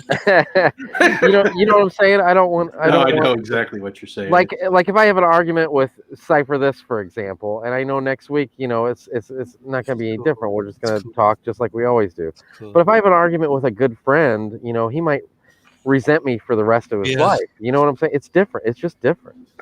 It is. We had a It's such a brouhaha minefield back these in days. December, and then Yeah. it all washed away and it all blew over. Yeah, and go ahead. I was gonna say I'm more conservative than most of my friends, and basically I just kind of, I don't. There are times when I want to say something, but I don't because it's just not worth it. No, that's the way I am here locally. I try to stay out of the politics. I mean, I got trained into that when I was running my business. I think I told you the story a year ago or so where the only time I ever made the mistake of discussing religion or politics with a client was when I was talking about speaking in tongues, and I was making fun of it. And I'll be damned if the woman that was sitting right in front of me conducting business across the desk with me wasn't a charismatic who spoke in tongues. And Yeah. it's like, oh shit, you got to be kidding. To Yeah. myself, I'm thinking that. And Yeah. then I think I apologized to her and said, okay, that's why they have that rule in place when you do talking business. Don't. I'm sorry, ma'am. I didn't know you were a freak. I'm so sorry. Well, yeah. I have nothing against freaks. So if it weren't for you guys, who would I make fun of? Didn't know you were a My problem is in my friend circle that my friends don't have strong enough opinions on most of these topics that we talk about. Yeah. Apart from one friend who her strong opinions are on religion, and I have a completely different view, but that doesn't stop us from being friends. Is she a religious person? She wasn't when I met her, and then she got with a boyfriend, and he turned her into complete religion. Got religion. Oh. Well, yeah, being that you're so liberal, Biscuit, you're anti God all the way, right? Yeah. Yeah. I staunchly believe that there is no God, and people who believe in God are idiots. I'm sorry, I don't like. Now that is harsh. In public, any kind but of spiritual teaching or scripture or anything, just substitute. I won't belittle anybody. I may have just belittled people who are religious, but in person, I won't belittle people. In my head, I'll belittle them, but right, of course. Now, Biscuit, go ahead. I don't believe in God, but people that I know that do seem to be much happier for it. So I don't know if they're stupid or I am. Exactly. I'm not sure that I'm the smart one here. All the religious people I know are fucking shit scared that if they do anything that the Bible says is wrong, then they're going to go to hell. Fuck that shit. I'm going to do whatever I want, as long within reason. Yeah. Right. A certain moral and ethical standard. Yeah, I mean, religious rules are like the 10 Commandments, for example, are a pretty good way to live your life. There's nothing wrong with that. Don't kill. But you know what's most? Yeah, but are they the be all and end all? Is that the only 10 things that you should or should not do? Well, of course not. I mean, you can't. There was no identity theft back then. I don't see thou shalt not be incestuous with thou cousin or there was identity theft, but the editor took that out of the Bible. Right. No, he didn't cut it out. He implicitly put it in the beginning that thou should be incestuous because you've got no fucking choice. Now, Biscuit Vapes, kissing cousins ain't wrong if you're under the age of 15, is what I heard. Maybe it was wrong, but I don't know, dude. Yeah, I hear you. My favorite proverb is the never grab a passing dog by the ears. I've always felt that was extreme wisdom at work. I mean, when you think about it, it gets a laugh out of me every time I think about it. Some dog's passing by and you get him by the ears. I mean, has anybody ever really seen a burning bush? Oh, well, I've seen some pretty hot. I've seen them on fire, but they, then they're gone. No, I mean an eternally burning bush. Well, I didn't wait around that long. I never dated a redhead. Oh, I'd love that too. That's my dream. A redhead. Pirate rain, man. Sorry, was that crude? No. You better write the timestamp down and send it to. No. We're fine. I mean, it's 8:58 here. What do we got? Still have 23. All right. We're rolling. You got higher. You were down below that a little. I did get higher, much higher. But Yeah. you don't have. This sativa is really floating my boat. Outstanding. Here's a funny story about weed for you, Steve. Yes. My brother started growing some a few months ago. I think I might have told you guys. The idiot decided it was a good idea to paint the inside of the cupboard he was growing it in with gloss paint No, while it was still growing. flat. Why? I don't know. And he spilt the gloss paint all over the 2-month-old plant. Oh no. See, the problem there is what people don't understand. Now, obviously spilling it was bad, but when paint dries, these plants aspire like the air through their transpire, I guess. I don't know what the word is, but it goes through their leaves. So any paint gassing off when they're growing or drying, gassing off, you know what I mean by that? Yeah. It's going to affect the plant, potentially kill it, or certainly affect the flavor of the bud because they absorb everything. And so I don't know what he was playing at. He's an absolute moron.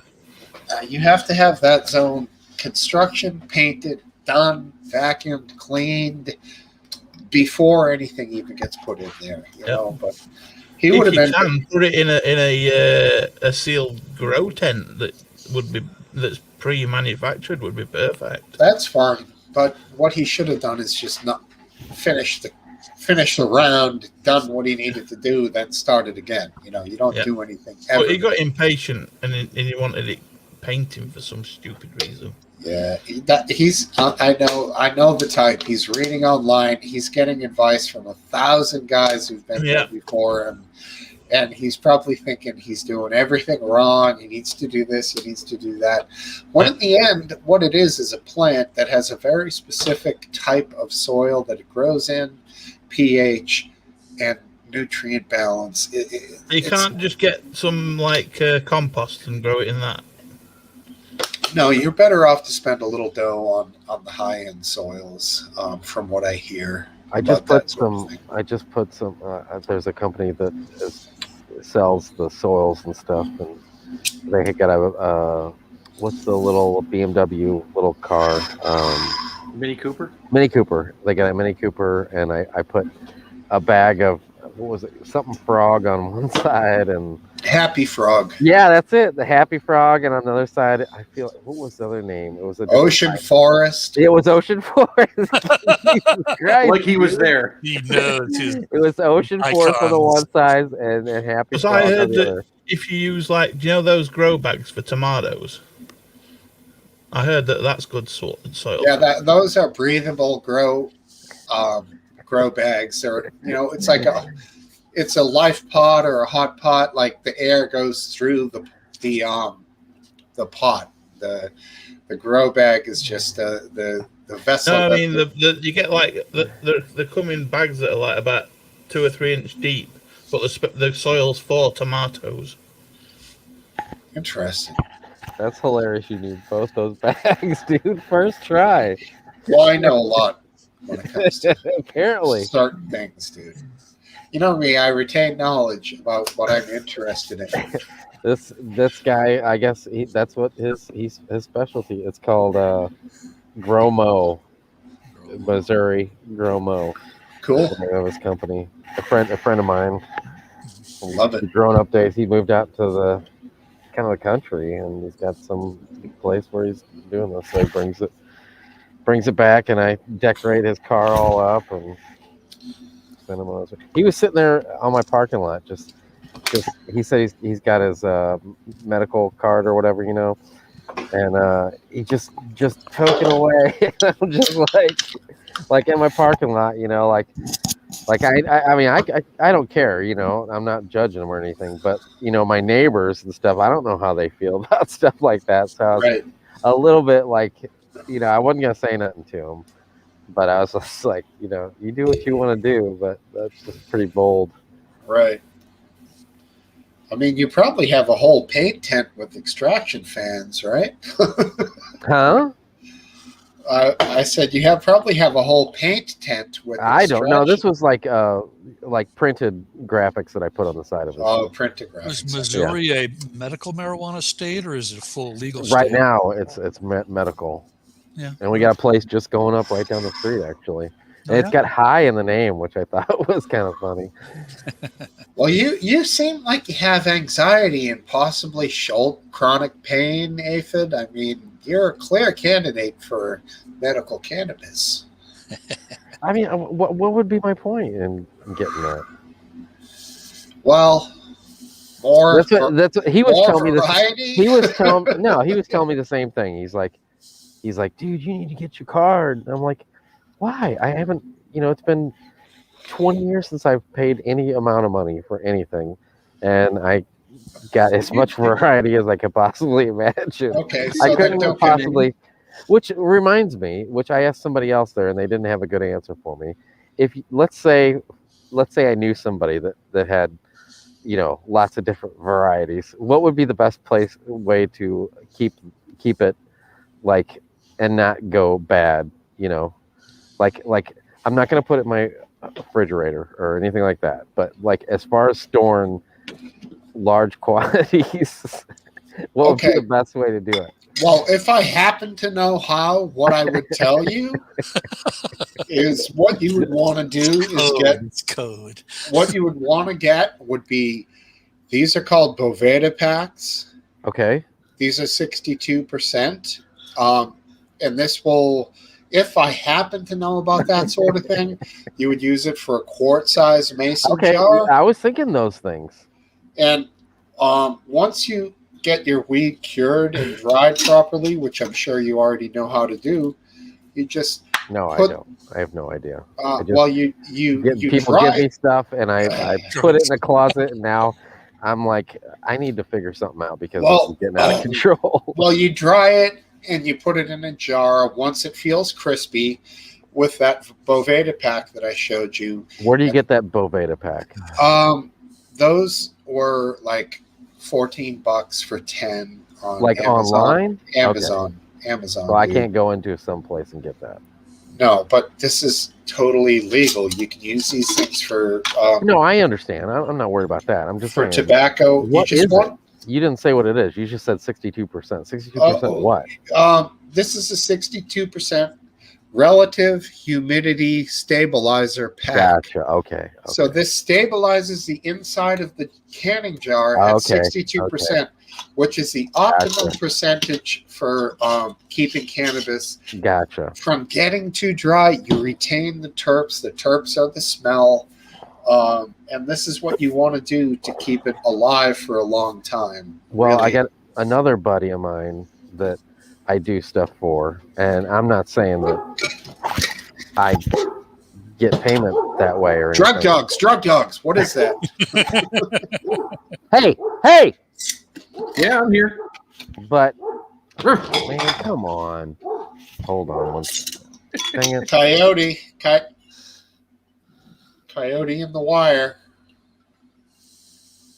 He put it on mute so he could shout at the dog. Yeah, he's giving it. It's an owl.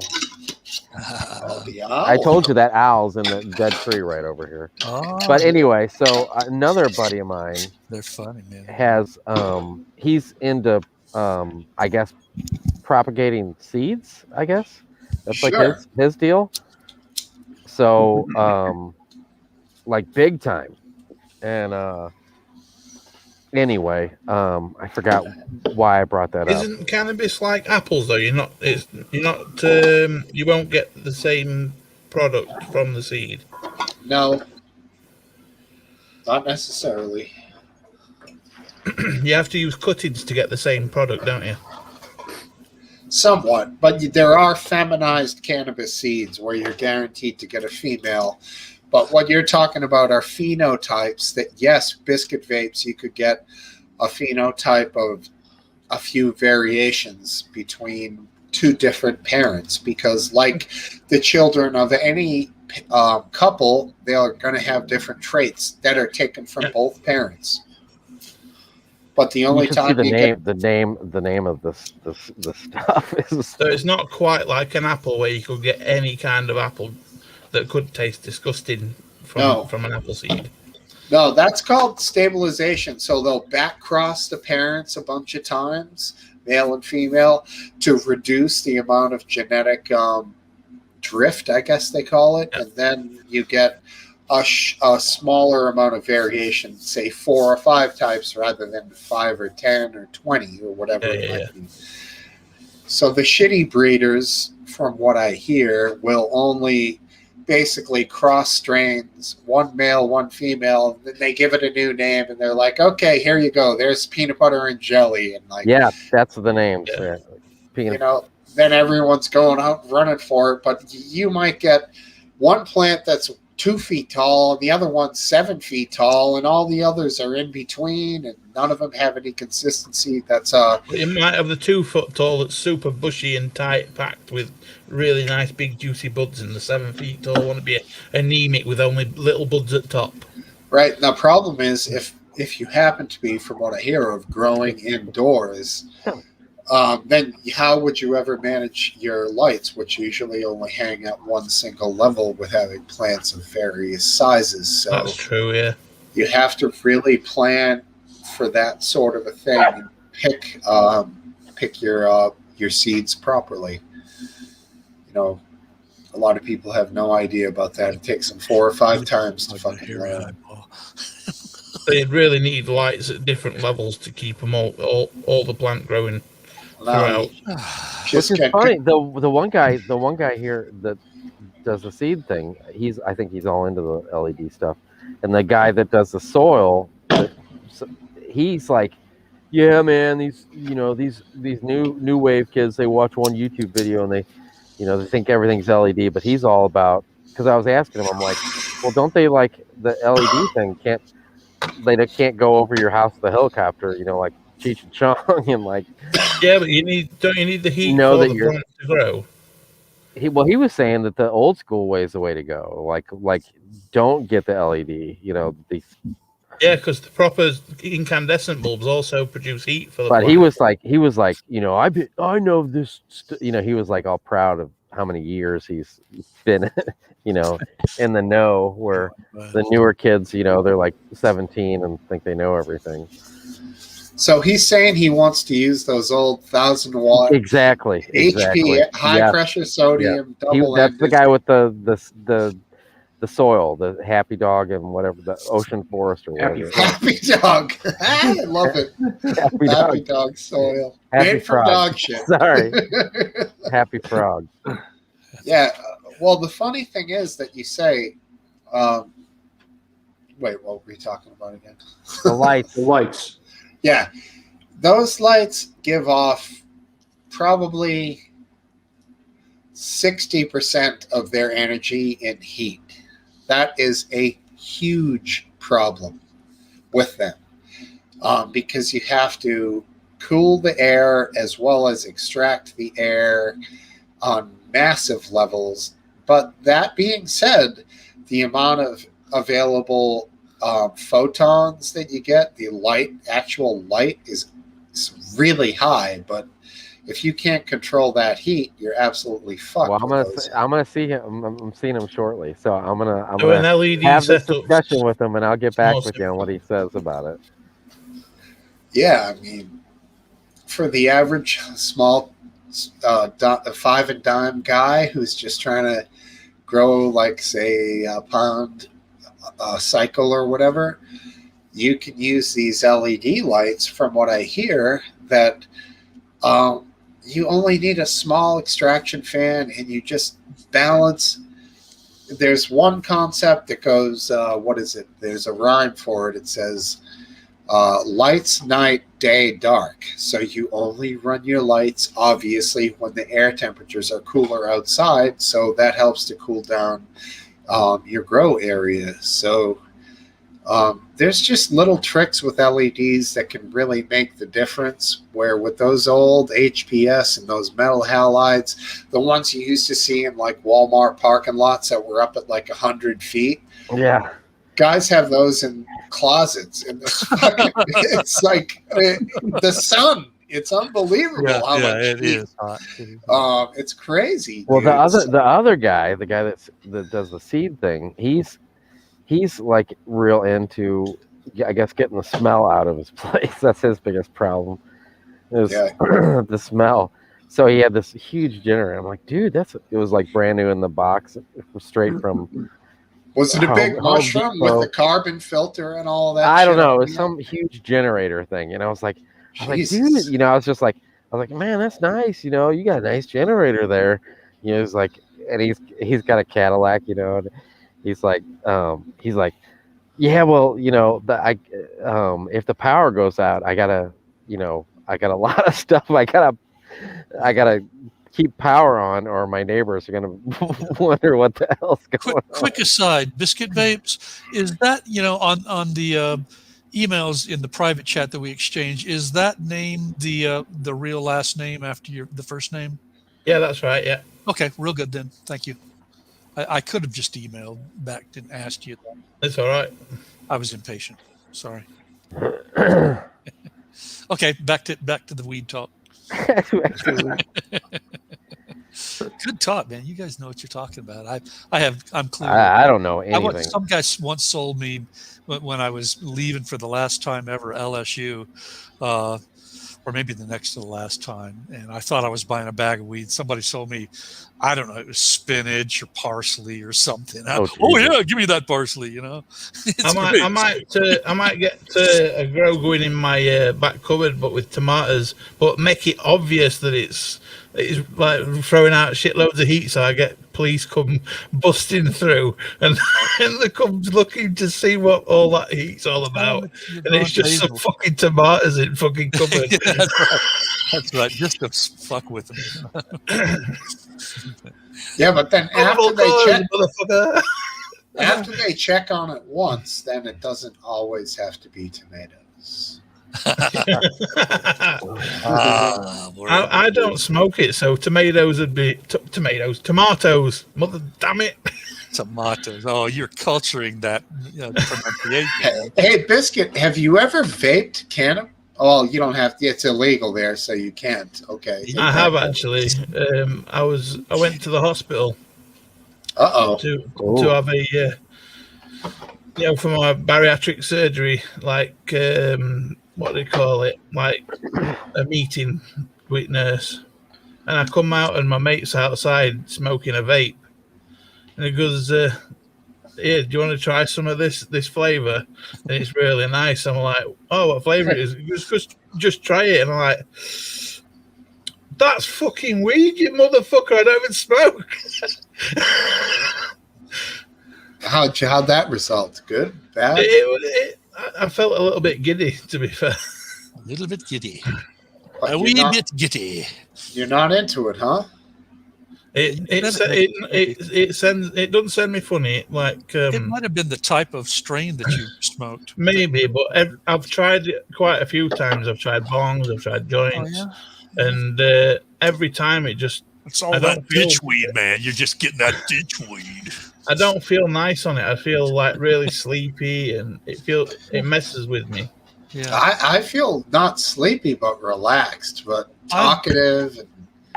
Because Go ahead. I smoked a bowl today. I always felt better on the chemicals.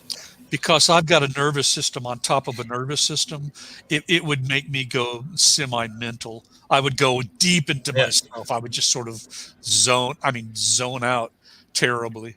I mean, I've smoked reefer one time in the last 5 years. I've always had better experiences with the consequences of that one time chemical crystals. Was that I saw the best James Bond movie I've ever seen. I'm not meth, but normal base amphetamine, and amphetamine, yes, yeah, MCAT, and I also had what did I have? LSD on drops. Yeah, purple microdot. Jesus, you were doing way too many chemicals in one night, dude. This was over like 7 years. Oh, all right, cool. I was gonna say that would have been a big night. No, Go big, man. Yeah. Yeah. I did MDMA once as well, but in tablet form. That was a great night. Good, Yeah. good strong LSD will set you back about 2 weeks, I'd say. Yeah. I once couldn't talk for 3 days. I put only me had back in like a about quarter of a drop. It was I had we, two. we cut one drop into four, and we had like a quarter of a drop each. It's too strong. Good LSD will fuck you up, man. Yeah, they can do all sorts of things. Public service announcement. Then you just gotta hope you come back, and every Don't now do and then LSD. there's a tiny percentage that don't come back, and they end up in the psych wards and homeless. And there was some famous in Gainesville. I think Florida. people that take like 12 drops at once, surely. There was a guy living in. Oh, like that's not doing anything. Give me another. That's not doing anything. Give me another. But then they're like, "Oh shit, we're fucked." Yeah. There's some famous band, and there's a famous band member, and he ended up homeless in Gainesville. And he was like an aqua lung. They did a feature article on him, and they showed him looking out from this, like, it wasn't a burned out building, but it was a hulled out building that was like dilapidated, and he was looking out, and his teeth were all screwed up, and he was just a mess, and he had been, I don't know the name of the band. I mean, you'd have to do some deep research to figure out who it was, but he said the trip lasted 7 years. No, I never really got a trip. I just felt, with all the drugs I ever took, I felt more normal. But it gave me a sense of normality. Yeah, people can blow their minds totally on acid, and it made me more it made me higher functioning. I could function better. I had an absolutely incredible, mind-blowing trip in Northern California in Humboldt County, the town of Arcata. So what I did was I bought a bunch of acid liquid and the guy put it on Triscuits, and I had like 10 in the pack, so I took 5. Listened to the Dead for a while, smoked a bunch of weed, went out to Humboldt Brewery in Arcata, drank a ton, walked home, and I was like, I had to leave the bar because I was tripping like crazy, like unbelievable, like visuals. There was a band playing, and I was losing it, man. Like they served pitchers, I was pouring a beer, and the beer flowing into the glass was just blowing my mind. So I eventually had to choose to leave the bar. I walked home. Now, Humboldt is a dairy town, dairy farms everywhere. So I remembered there was this, like, I want to say, like, football field-sized dairy barn full of cows. I decided, like, I was going to go in there and hang out with the cows. And I thought that was, like, a totally normal idea, even though I walked past that place every day at the time for work. So, but at the time, the LSD, boom, I'm going in with the cows. I go in, and instantly, it's Cow Central. They're all in the same room. There's no stalls. There's no hallways. It's hundreds of cows, and I'm walking through the group, and they're all bumping into me. It's pitch black. I walked to the side, and I put my hands on the wall, and I had to hand walk my way around the whole place to get back to the door. Cows going crazy. And I got outside, and the moonlight was just so beautiful. And I couldn't believe I survived the cow attack. The attack of the cow. It was the fucking craziest night, man. And I walked home, and I was like, no one's going to really understand what it was like in there. I was so terrified, man. It was so dumb. I literally walked inside, and I was in the cows, and I was like, where's the door? I'm gone. And they were fucking gone into the zone. Like, it took me, I would say, 20 minutes, easily 20 minutes to find the door from 5 seconds in there to get back out again. It was unbelievable. Crazy. Yeah. But it was a great time. Yeah. All right. On that note, I think I'm going out. I gotta go to the bathroom super bad, and I probably won't be Yeah, back. I'm gonna head out too. It really was. Well, let's call it a Good night, gents. Did you right. notice Last Dance that Stern Do Tube, he's putting out stuff about every second or third day. So if you're interested, which you probably shouldn't be,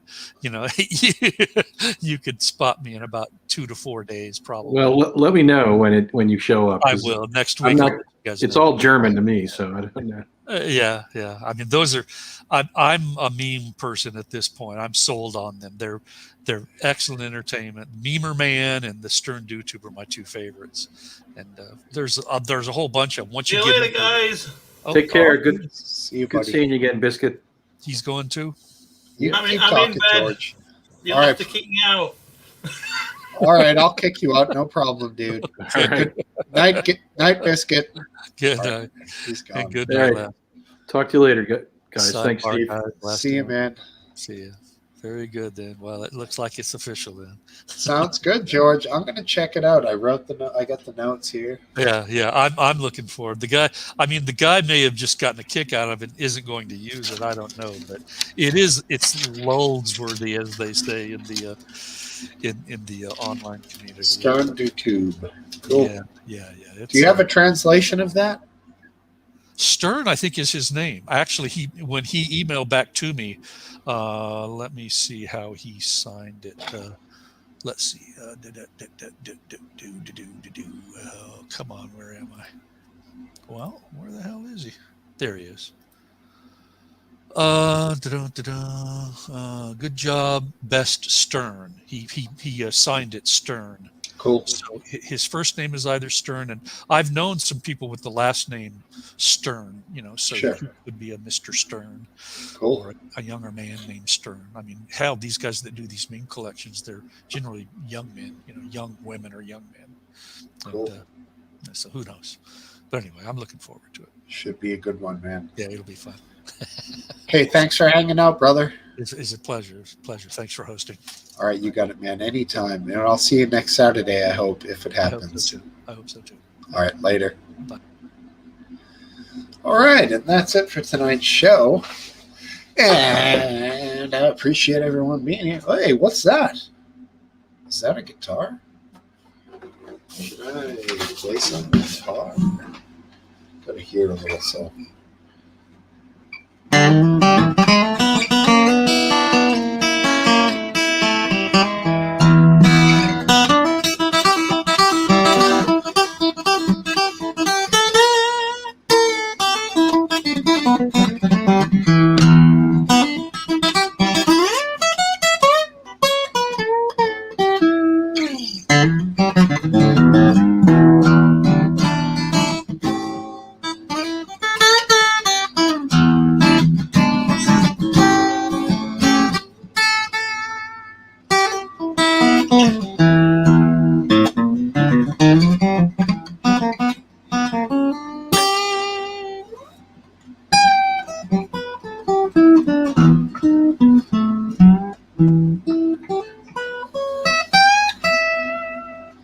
Well, good night.